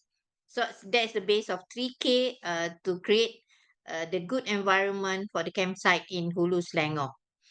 So for the challenge, we have actually a 5 challenge. The first one is a lack of guidelines. There's a absence of specific policies of campsite development and also planning. Second is a lack of basic infrastructure and utilities. And there is accessibility through private land, private road, connection of water, clean water, and electricity supply are costly because most of these campsites are siting near to the jungle or by the river. So all those utilities to be connected will be costly. Okay, the third challenge are safety risk. There's no emergency response plans or basic safety infrastructures in place. The fourth are unauthorized development, where they built the campsite without approval. So some of it as encroachment into the river reserve, ecological sensitive zone. And the fifth, for the coordination gap, fragmented the enforcement and inconsistent policies across relevant agencies. And the solution or initiative are under the campsite legalization program for Hulu Selangor district. We have total of 3 campsite location that has been granted a temporary approval to operate until today. And for this, the most vulnerable to negative impact are the children and students participating in schools program, families and recreational visitors unfamiliar with the terrain and emergency risk. The third one, the local communities residing downstream of high-risk campsite areas, and also campsite staff and workers who are on site daily and exposed to the risk. So that is partly on the solution is to propose a site design that is impact of climate change and potential for disaster risk. And second is a temporary approval that has been granted for campsite operation in a period of 3 years. And a temporary building permit has also been issued for a building that is less than 3,000 square feet. We have a regulation, if more than 3,000 square feet, they has to get a planning approval. So to get a planning approval, doctor is costly because you have to engage a planner, a surveyor, and all the professional. So to make it simple and to legally soon as possible, we calculate or we give some assurance that if their building or numbers of building for the build up area is less than 3,000, we can give just a temporary building permit. It's easier. And so at least the building or the area, we can have license and control of the area. And also, we establish the minimum standards for safety, environment protection, and infrastructure to support by holistic and comprehensive approach in addressing infrastructure and utility challenge. So that is partially of the program or the mm, problem statement that we are trying to highlight for this program, Doctor. That's all for now. Thank you. Thank you very much for that very comprehensive discussion of the proposal. No? It's really good, no, but there can still be no some points for improvement that we can put into Yes, context later on, no, as we discuss yes, some of the reflection questions. yes. Thank you, Ma'am, Doctor. can you um point to the next presenter? Mm, okay, the next one, I think, what about city of Suryodaya, mayor The of seat. Suryodaya? Thank Okay, you. go ahead, Thank you very Mayor. much. For the nature-based solutions, we make first we should make the plan and implementations. Like in our municipality, it's not connected with any sea. It is a total landlocked cities, and the borders is India.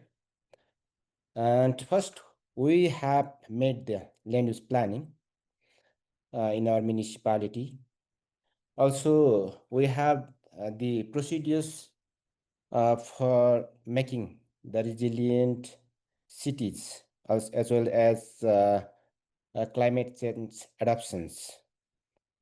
In our municipality, first we are trying to make our municipality as a organic municipality, one, and there is 14 wards in our municipality. Out of the 14 wards, two wards have been uh, declared as a environment friendly wards. Also, we are protecting our wetlands in our municipality and protecting and promoting. Also, afforestations, it means planting a lot of every year, sometimes more than 50,000, 50 to 300,000 plantation we are doing every year. And every year, the elected representatives should give at least 3 days for the plantation in our municipality. Also, we are in coordinating with our different the community labels. Like we have the community development organization here in our municipality. There is 250 around 56 municipality the coordination committees. Also, we are coordinating and we're coordinating with the different types of stakeholders to make our municipalities, greenery municipalities.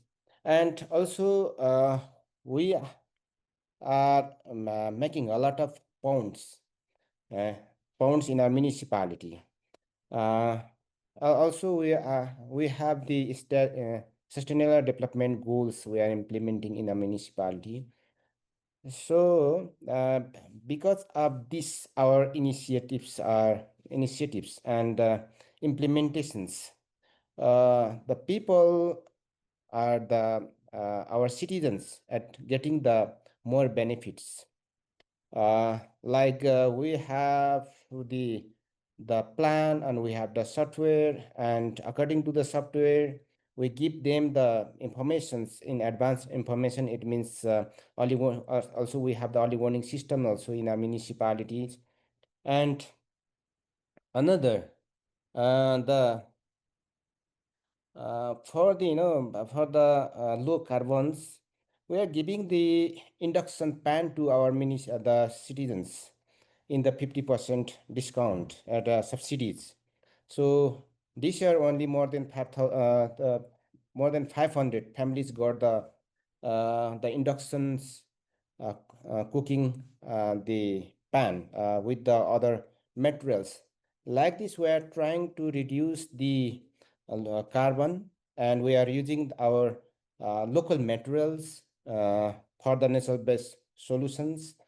And also we have done the municipality transportation master plan, because we are the developing countries, and lot of the in the developing countries, lot of roads are being built So due to the roots, dust, and it goes to the walls and sticks on the these trees, uh, leaves of the trees. So it makes the very big problem in the uh,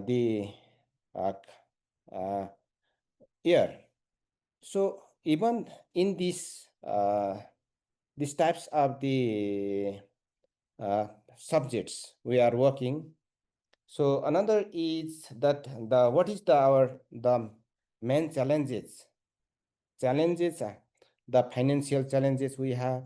We don't have the expertise, and we don't have the and another is understanding about the low carbon as well as the natural based solution uh, and also institutional capacities. Even we have lot of the plan. We have the 25 years long term plan, we have 5 years plans.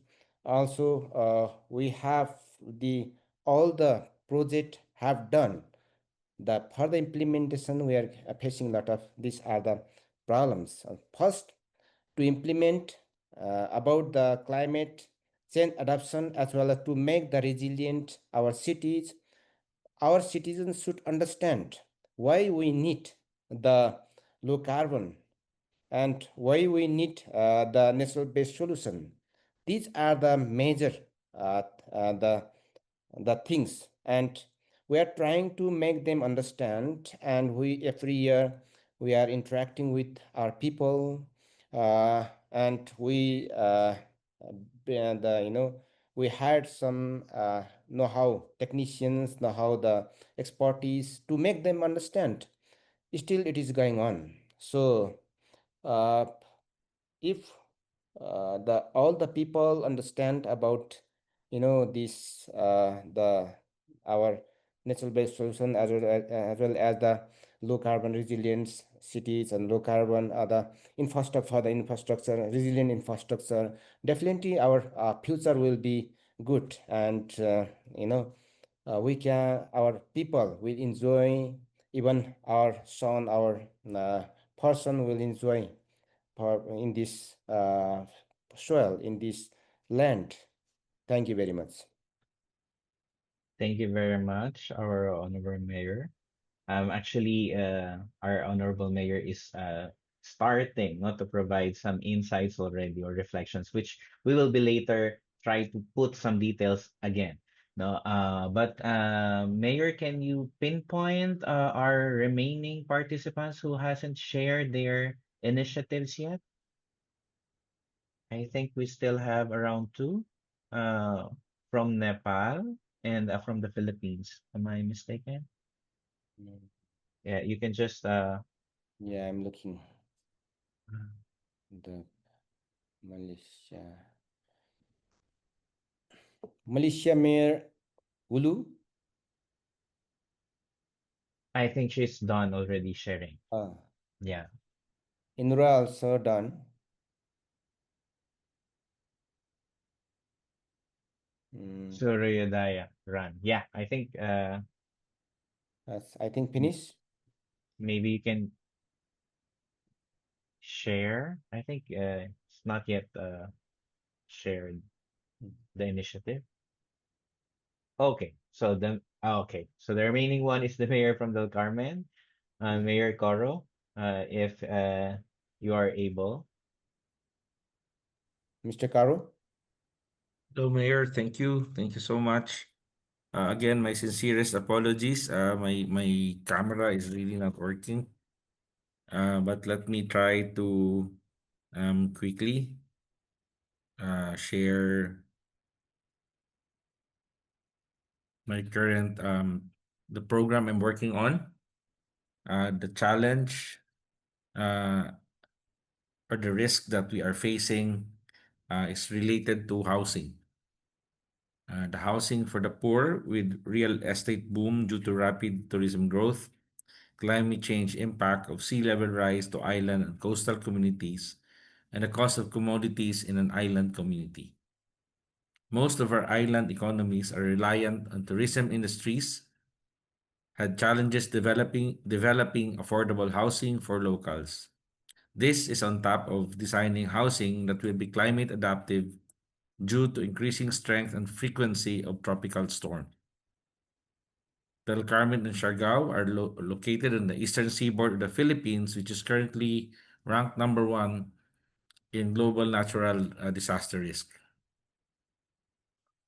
So the solution we are proposing is for the local government of Del Carmen, um, first on the policy to craft the housing ordinance to focus on ensuring the dignity of of a home model based on our 7-year trial on how housing for the poorest of the poor will be given, so that uh, given that the most of the poor are farmers and fishers.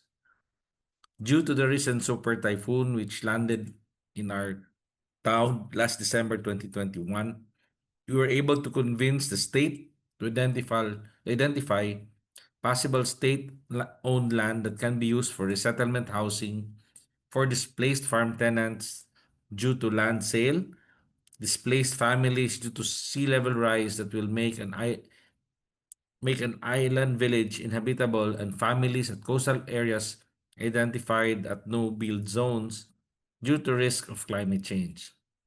With the completed village design, we are attempting to build 3 communities with an absorptive capacity of 1,000 families, not far from their preferred livelihood, either farming or fishing.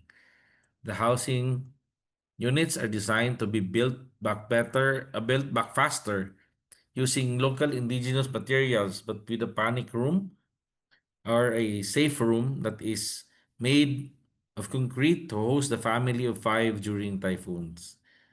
In our model, the family can never own the home to minimize risk of sale during financial crisis, but also protected rights to remain within the village if they adhere to approved fundamental rules of no gambling, no livestock, and no criminal activities. So from early next year, we'll be testing 5 to 10 new homes to be built in a new proposed location. So our evidence is that we have one of our island communities of Halian, based on the data that we have gathered, even for this year, it still doesn't change that from 10 to 15 years from now, the whole island will be very exposed to the ocean and will become inhabitable. For policies and plans and regulations, we are now in the process of reintroducing our housing ordinance and a template on housing that was provided by DSUD. It is the Department of Human Settlements in the Philippines. In terms of governance, the financing of the housing, construction, land development, and daily operations in the management of settlement sites are being co-developed with the Department of Human Settlements. In terms of resiliency approach, um, the design of the house is focused on building back faster with a safe or panic room available within um, the house. It is a design that was also from the learnings of Typhoon Haiyan in the Philippines and pushed by international organizations like IMO and ILO. In terms of financing, we will be initially funding from the local government an average of 10 houses per year. Hopefully, from the traction, we will be able to convince other national agencies, CSR, CSOs, and international funding donors to help us develop this model of proactive human settlement um, approach, especially for those highly vulnerable and affected island communities within the Pacific.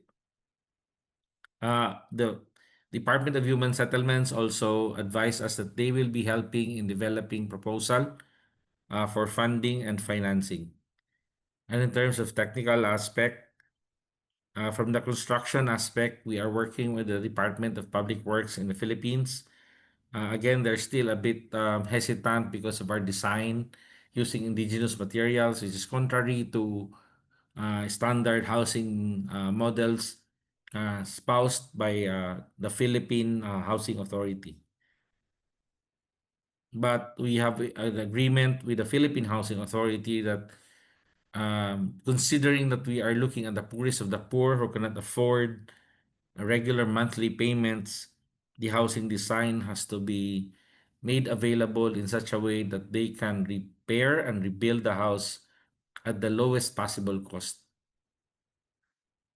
We're also working with various NGOs in terms of technical assistance for social preparation, which is very critical considering that we are about to um, we are all in agreement in terms of our recent discussions with various stakeholders of a rights-based approach towards resettlement.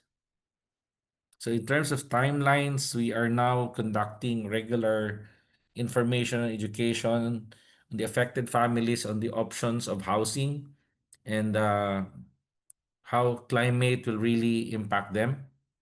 We recently agreed on a tenorial instrument coming from the Department of Environment.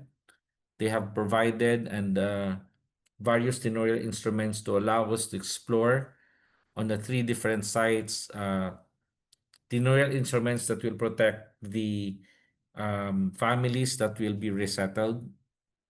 We are also looking into currently funding options. Again, early next year, we will start building at least 5 to 10 houses just to show that we are serious in terms of developing the area. And we are collaborating with the national government to create the land use, the land development for the proposed settlement site. And we are working on legislation for the local housing to be able to sustain and continuously push for the program as we are again targeting 1,000 families that needs to be relocated to a safer space. Moving forward, we are hopefully we can convince more partners to work with us in developing this model because there has been none in the Philippines focused on the poorest of the poor in terms of housing resettlement at the scale that we are testing. In terms of utilities, both power and water are being highly considered, especially potable drinking water, and also community gardens to provide access to food and achieve food security within the comfort of their homes. We are also ensuring that the growth of these families that will be relocated uh, will have adequate access to schools and livelihood that will also be climate adaptive. I think that's it to provide an update for now in terms of what we have been doing. The most recent discussion was just completed last Friday. Thus, we were able to agree on a tenorial instrument on this very novice approach towards providing housing with dignity for the poor. Thank you, sir. Thank you very much, Mayor Coro. I think our mayor from Cambodia is back. Will you be able to share some updates on the initiative or unable to share it at the moment?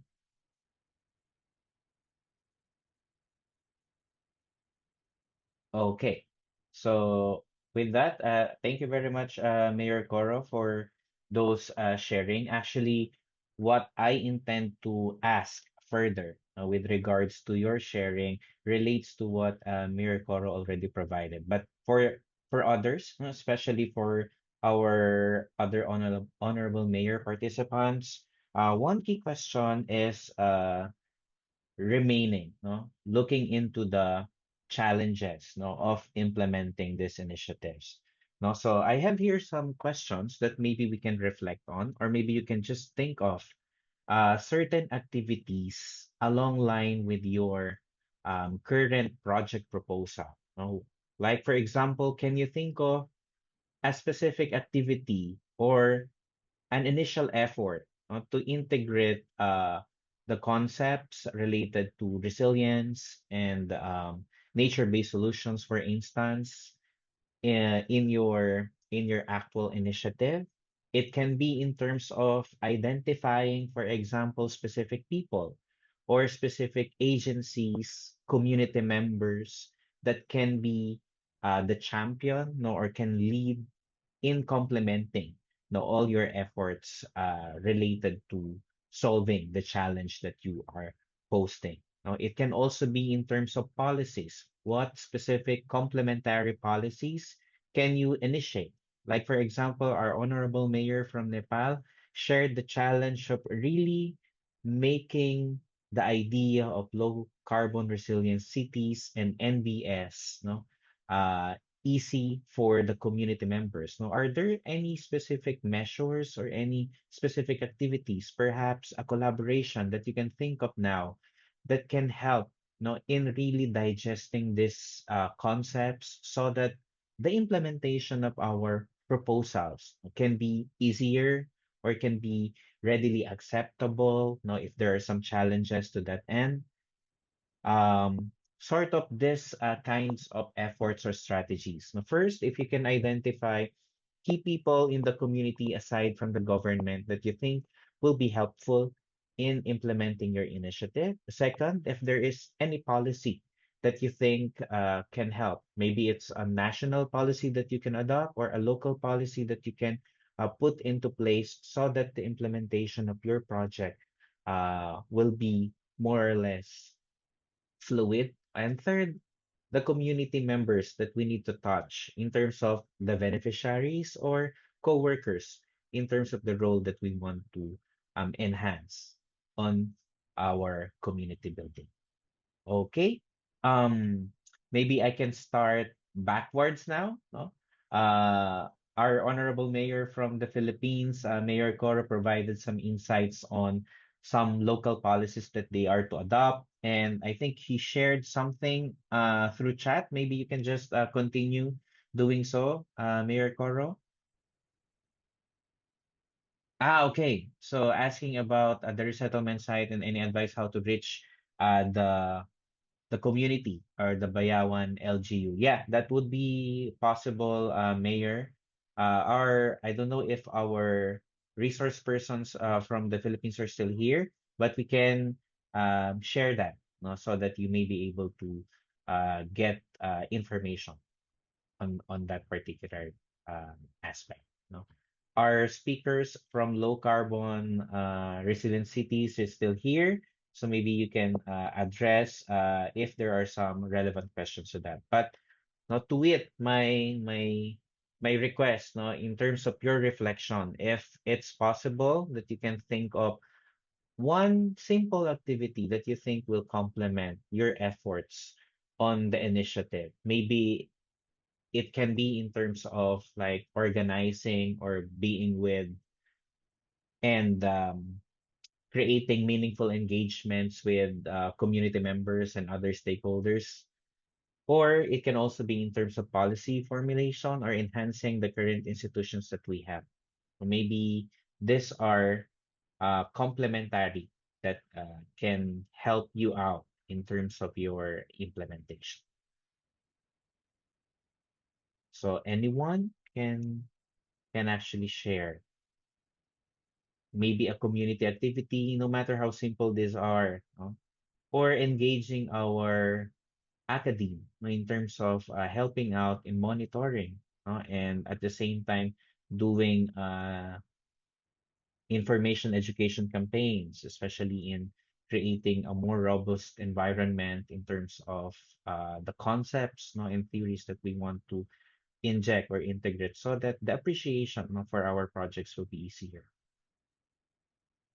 Go ahead. I think our honorable mayor from Nepal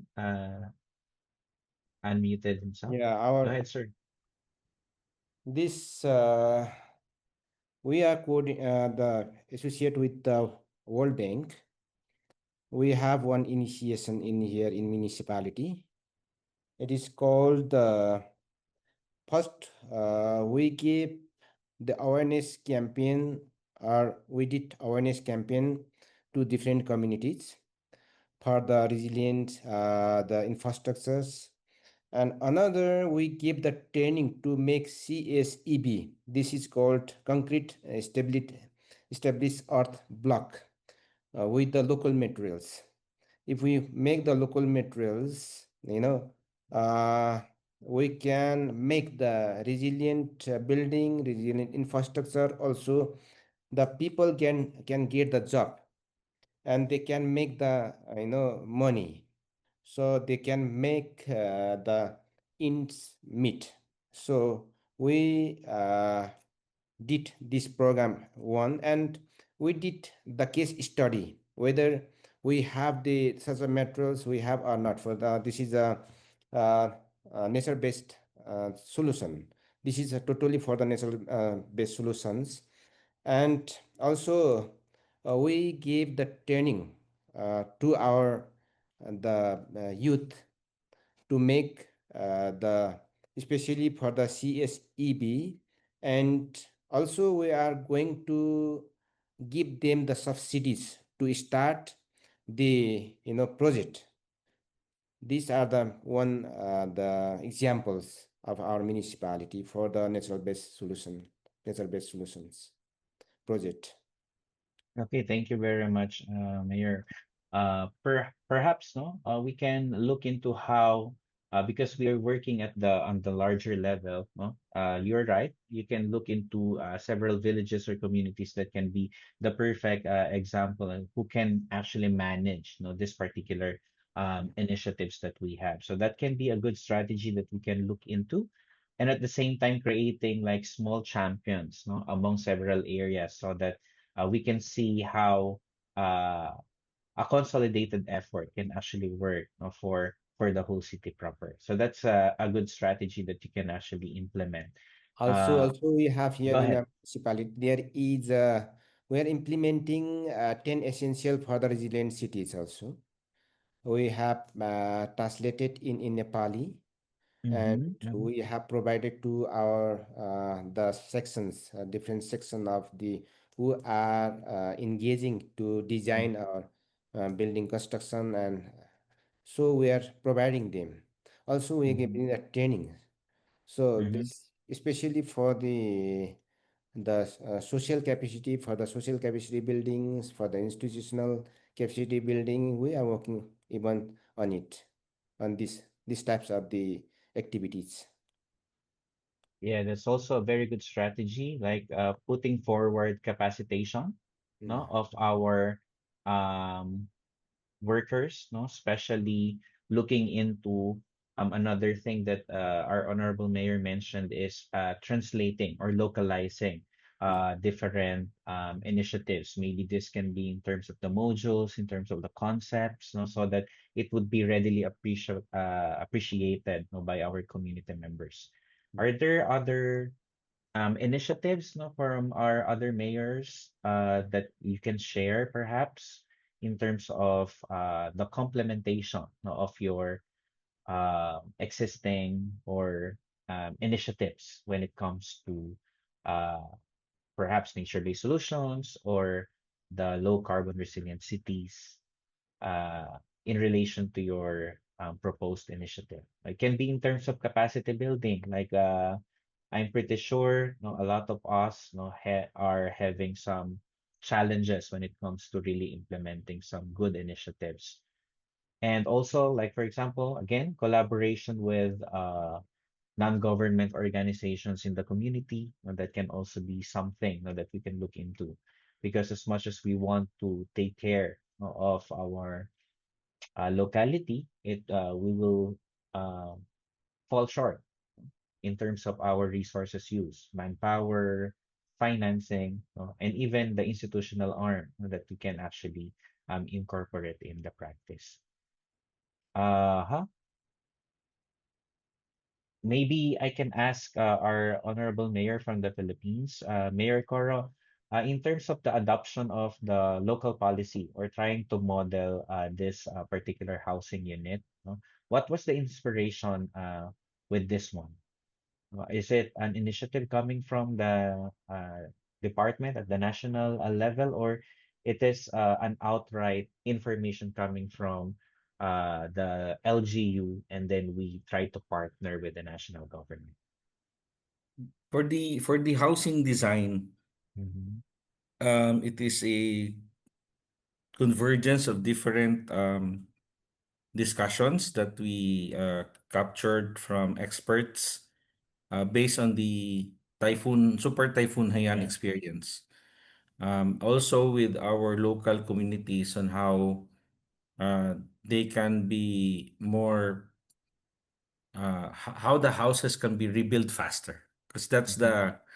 the idea that we got from them was that um, they mentioned that if what we are sharing with them in terms of data, that the storms will be stronger, then there's no point in establishing houses because that are very costly because it will always be destroyed over a period of time because of the strength of the typhoon. But what they suggested was that uh, how can the houses be more accessible for them to rehabilitate quicker if the risks are continuous, but at the same time resilient enough to withstand our acceptable strength during regular typhoon seasons. So that's the why the design for use of local materials, the use of having a safe space within the room, which is normally based on again on the Haiyan experience and even our own experience.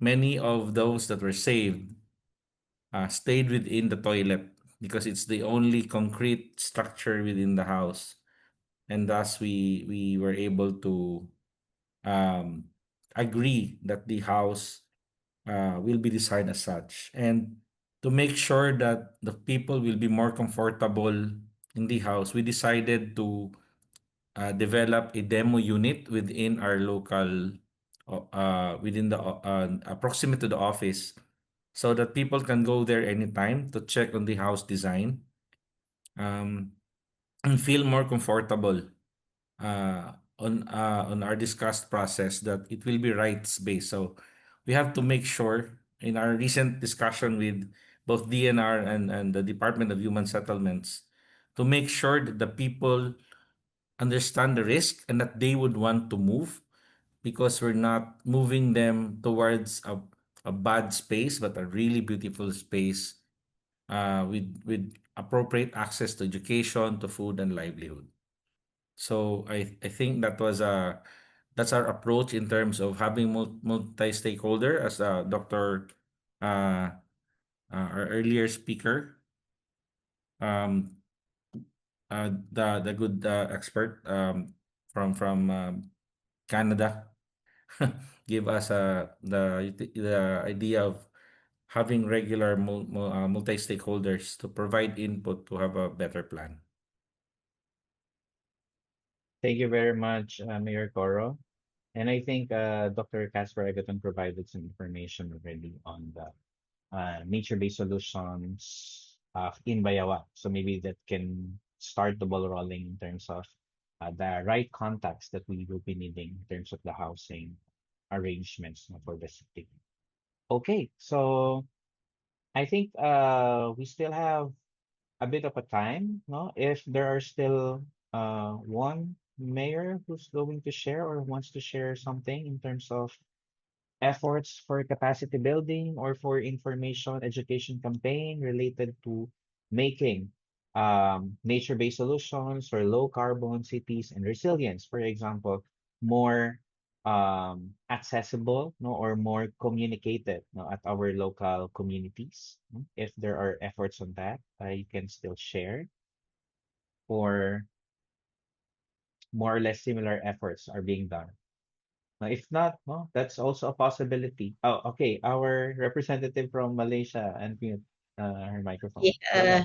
yeah, I think I want just an idea. I think it's part of the as you know, my our program is the to legalize the camping site, and it start with the set history or a set I mean landslide that happened in year 2022 that killed 31 people out of 92 who go for camping that night.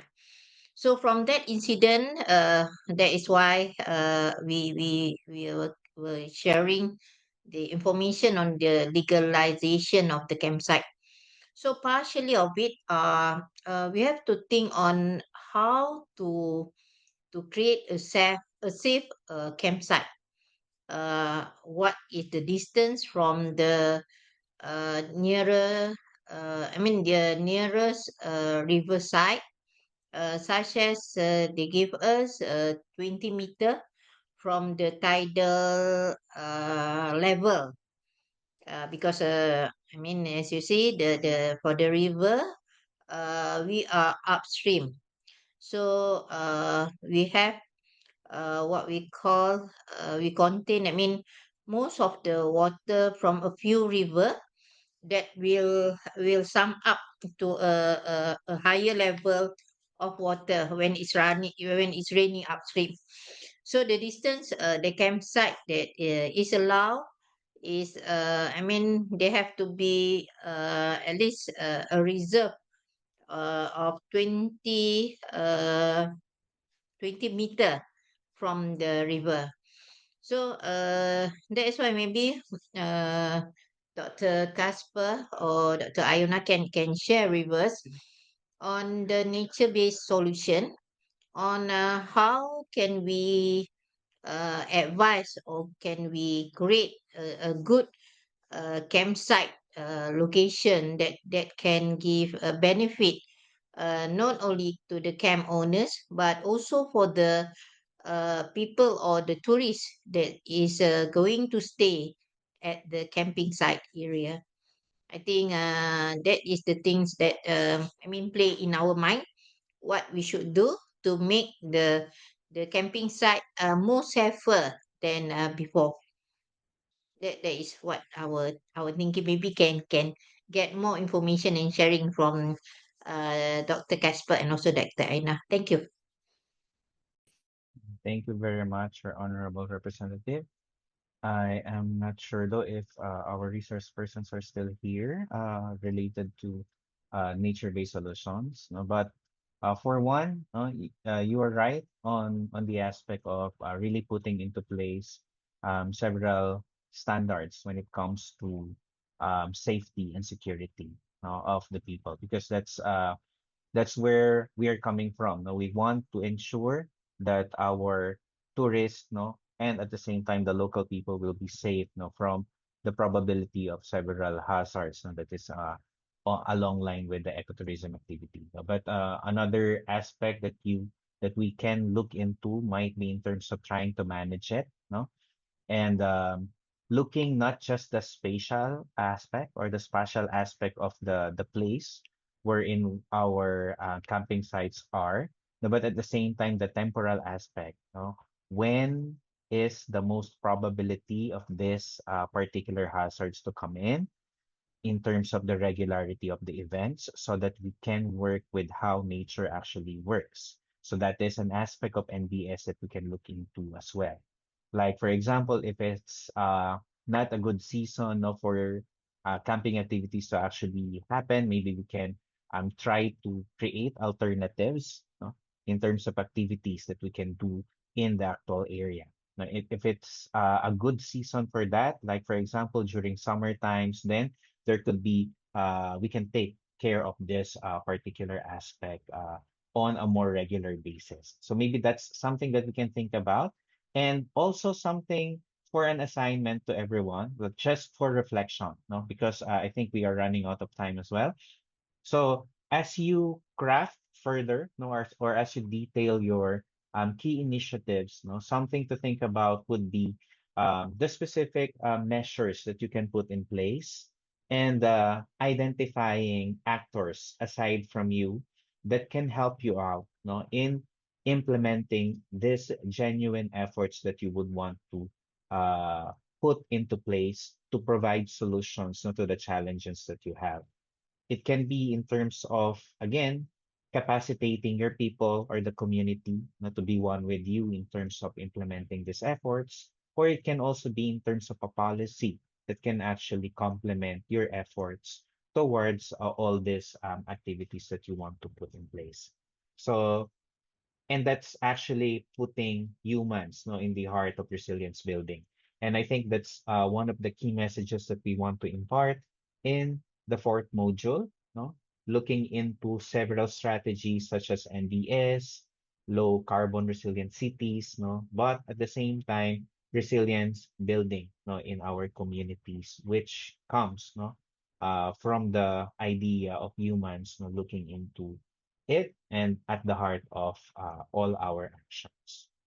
With that, no, I think our fourth module, no, is coming to an end. No, I am thanking everyone. No, I am requesting everyone if you can like share your um, virtual applause, no, for being able to navigate the fourth module very well. And I hope in the coming modules, no, you'll be able to still apply, no, most of the concepts that we have learned from modules 1 to 4. So now I am calling a colleague, no, an esteemed colleague in the Philippines, for us to be able to share, no, or to introduce the next module that our respective mayor participants will be venturing into in the coming month. Dr. Jennifer Amparo, thank you very much. Go ahead. Do you see the screen, Dr. Edgar? Yes, Dean, but it's not yet on presentation mode. Okay. It's on PDF. Okay. Yeah. All right. Okay. So good afternoon. On behalf of Module 5 coordinators and faculty coordinators, we do have Dr. Moshen here. A round of applause, please. And of course, Dr. Edgar will be joining us as well for Module 5. So congratulations, Honorable Mayors, for completing Module 4. We're already on the last two legs, no, of our Asia Pacific Mayors Academy. So for the fifth module, our title is Future Smart Cities and Inclusive Smart Cities. So we do have a lot of, technologies right now, both physical technologies and social technologies that we hope to integrate to make our cities, municipalities smarter and inclusive. So the modules, similar to the previous modules, will be divided into two sessions. The first session will focus on future smart cities, which will be held on August 5, 2025, and will focus on smart city. We will discuss what a smart city is, the new technologies relating and managing urban problems in line with the 2030 agenda for sustainable development. And hopefully, this is a platform for us to share examples, both from our esteemed resource speakers, from UN, from the academe, and also from the local government and private sector as well, to share their best, practices and case studies on smart city initiatives and developing sustainable urban development strategies. So the key questions for the discussion is basically, what do we mean when we say it's a smart city, particularly in our different contexts? We do have small islands here. We do have, a highly urbanized city. We do have a combination of urban and rural areas as well. So how do we then implement smart city in that different context? What options can our honorable mayors consider for using smart technologies to achieve sustainable urban development, as well as what are the practical ways to apply smart technology and examples that exist in the Asia Pacific regions? There's a lot of examples coming from our Western country counterparts, but we do also recognize that there's a lot going on in our region as well. So as mentioned, we have three main academic coordinators and instructor. For Module 5A, it will be led by Dr. Moshen from the School of Architecture and Planning from the University of Oakland. Hi, Dr. Moshen. He's here right now.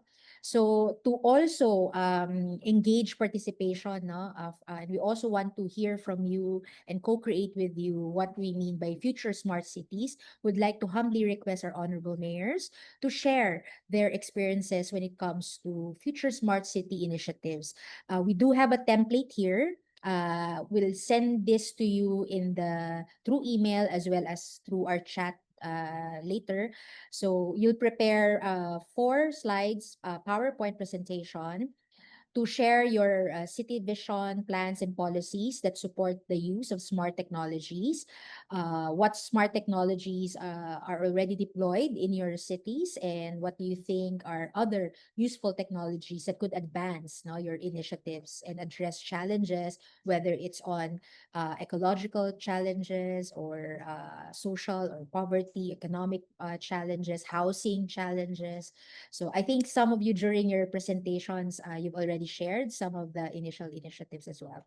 What are the future smart technology projects and plans and policies that you intend to develop to tackle these issues? And what are the key limitations, whether it's institutional, infrastructural, financial, that may hinder the implementation of smart cities? So per slide, you could just input there the smart city initiatives or plans, no, that you want to implement. So you just click on the slide and there's already a template. You just need to put there bullet points and a photo of the projects that you have. We'll give you time later on after the sharing of our experts as well, to also share, your case studies. And then I'll go to, after that, on August 19, 2 weeks after, we'll have Module 5B.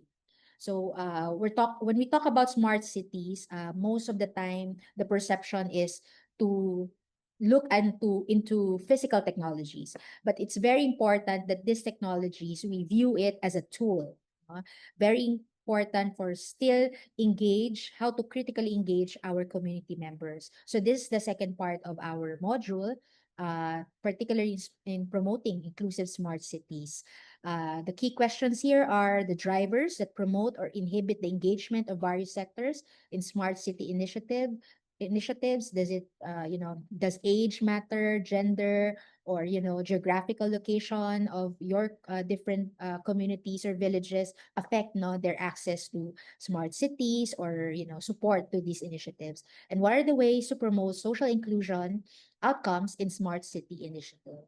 So again, before that module, we want to co-create with you, the discussion. So we'd like you, based on your initial inputs, on your smart city initiatives, whether it's actually deployed already or planned, let's assess these particular projects in terms of their efficiency, effectiveness, and equity. So we'll kind of deep dive into how inclusive or participatory methods when it comes to co-creating, co-producing initiatives for smarter cities could promote efficiency, effectiveness, and equity. So we also have a template. So when you click this one, there's already a link there as well. We will send you also the Google Drive where you will share our assignments. And during the program, we'll have a combination of sharing of our experts from the different agencies, academe, and also private sector, as well as civil society. But there's also a number of opportunities where the different mayors will also share and discuss and co-create possible pathways for smarter, inclusive, and smart cities. So we do look forward to seeing you all in the next 2 weeks. So thank you very much, Dr. Edgar. Thank you very much, Dr. Jennifer. And that's it. We are very much excited to welcome you on Module 5 in 2 weeks' time. And thank you very much for your active participation for the fourth module. So this is me and Dr. Adil, thanking everyone, and we'll see each other in the coming weeks. Bye-bye. Have a nice day, everyone. Thank you very much, sir. Thank See you you. very Thank you very much. We'll much. see you. Bye. Thank you very much. Dr. Boshen, good Mr. afternoon. Edgar. We'll see you. Yeah, Miss Bye. Jennifer. Thank you. See you.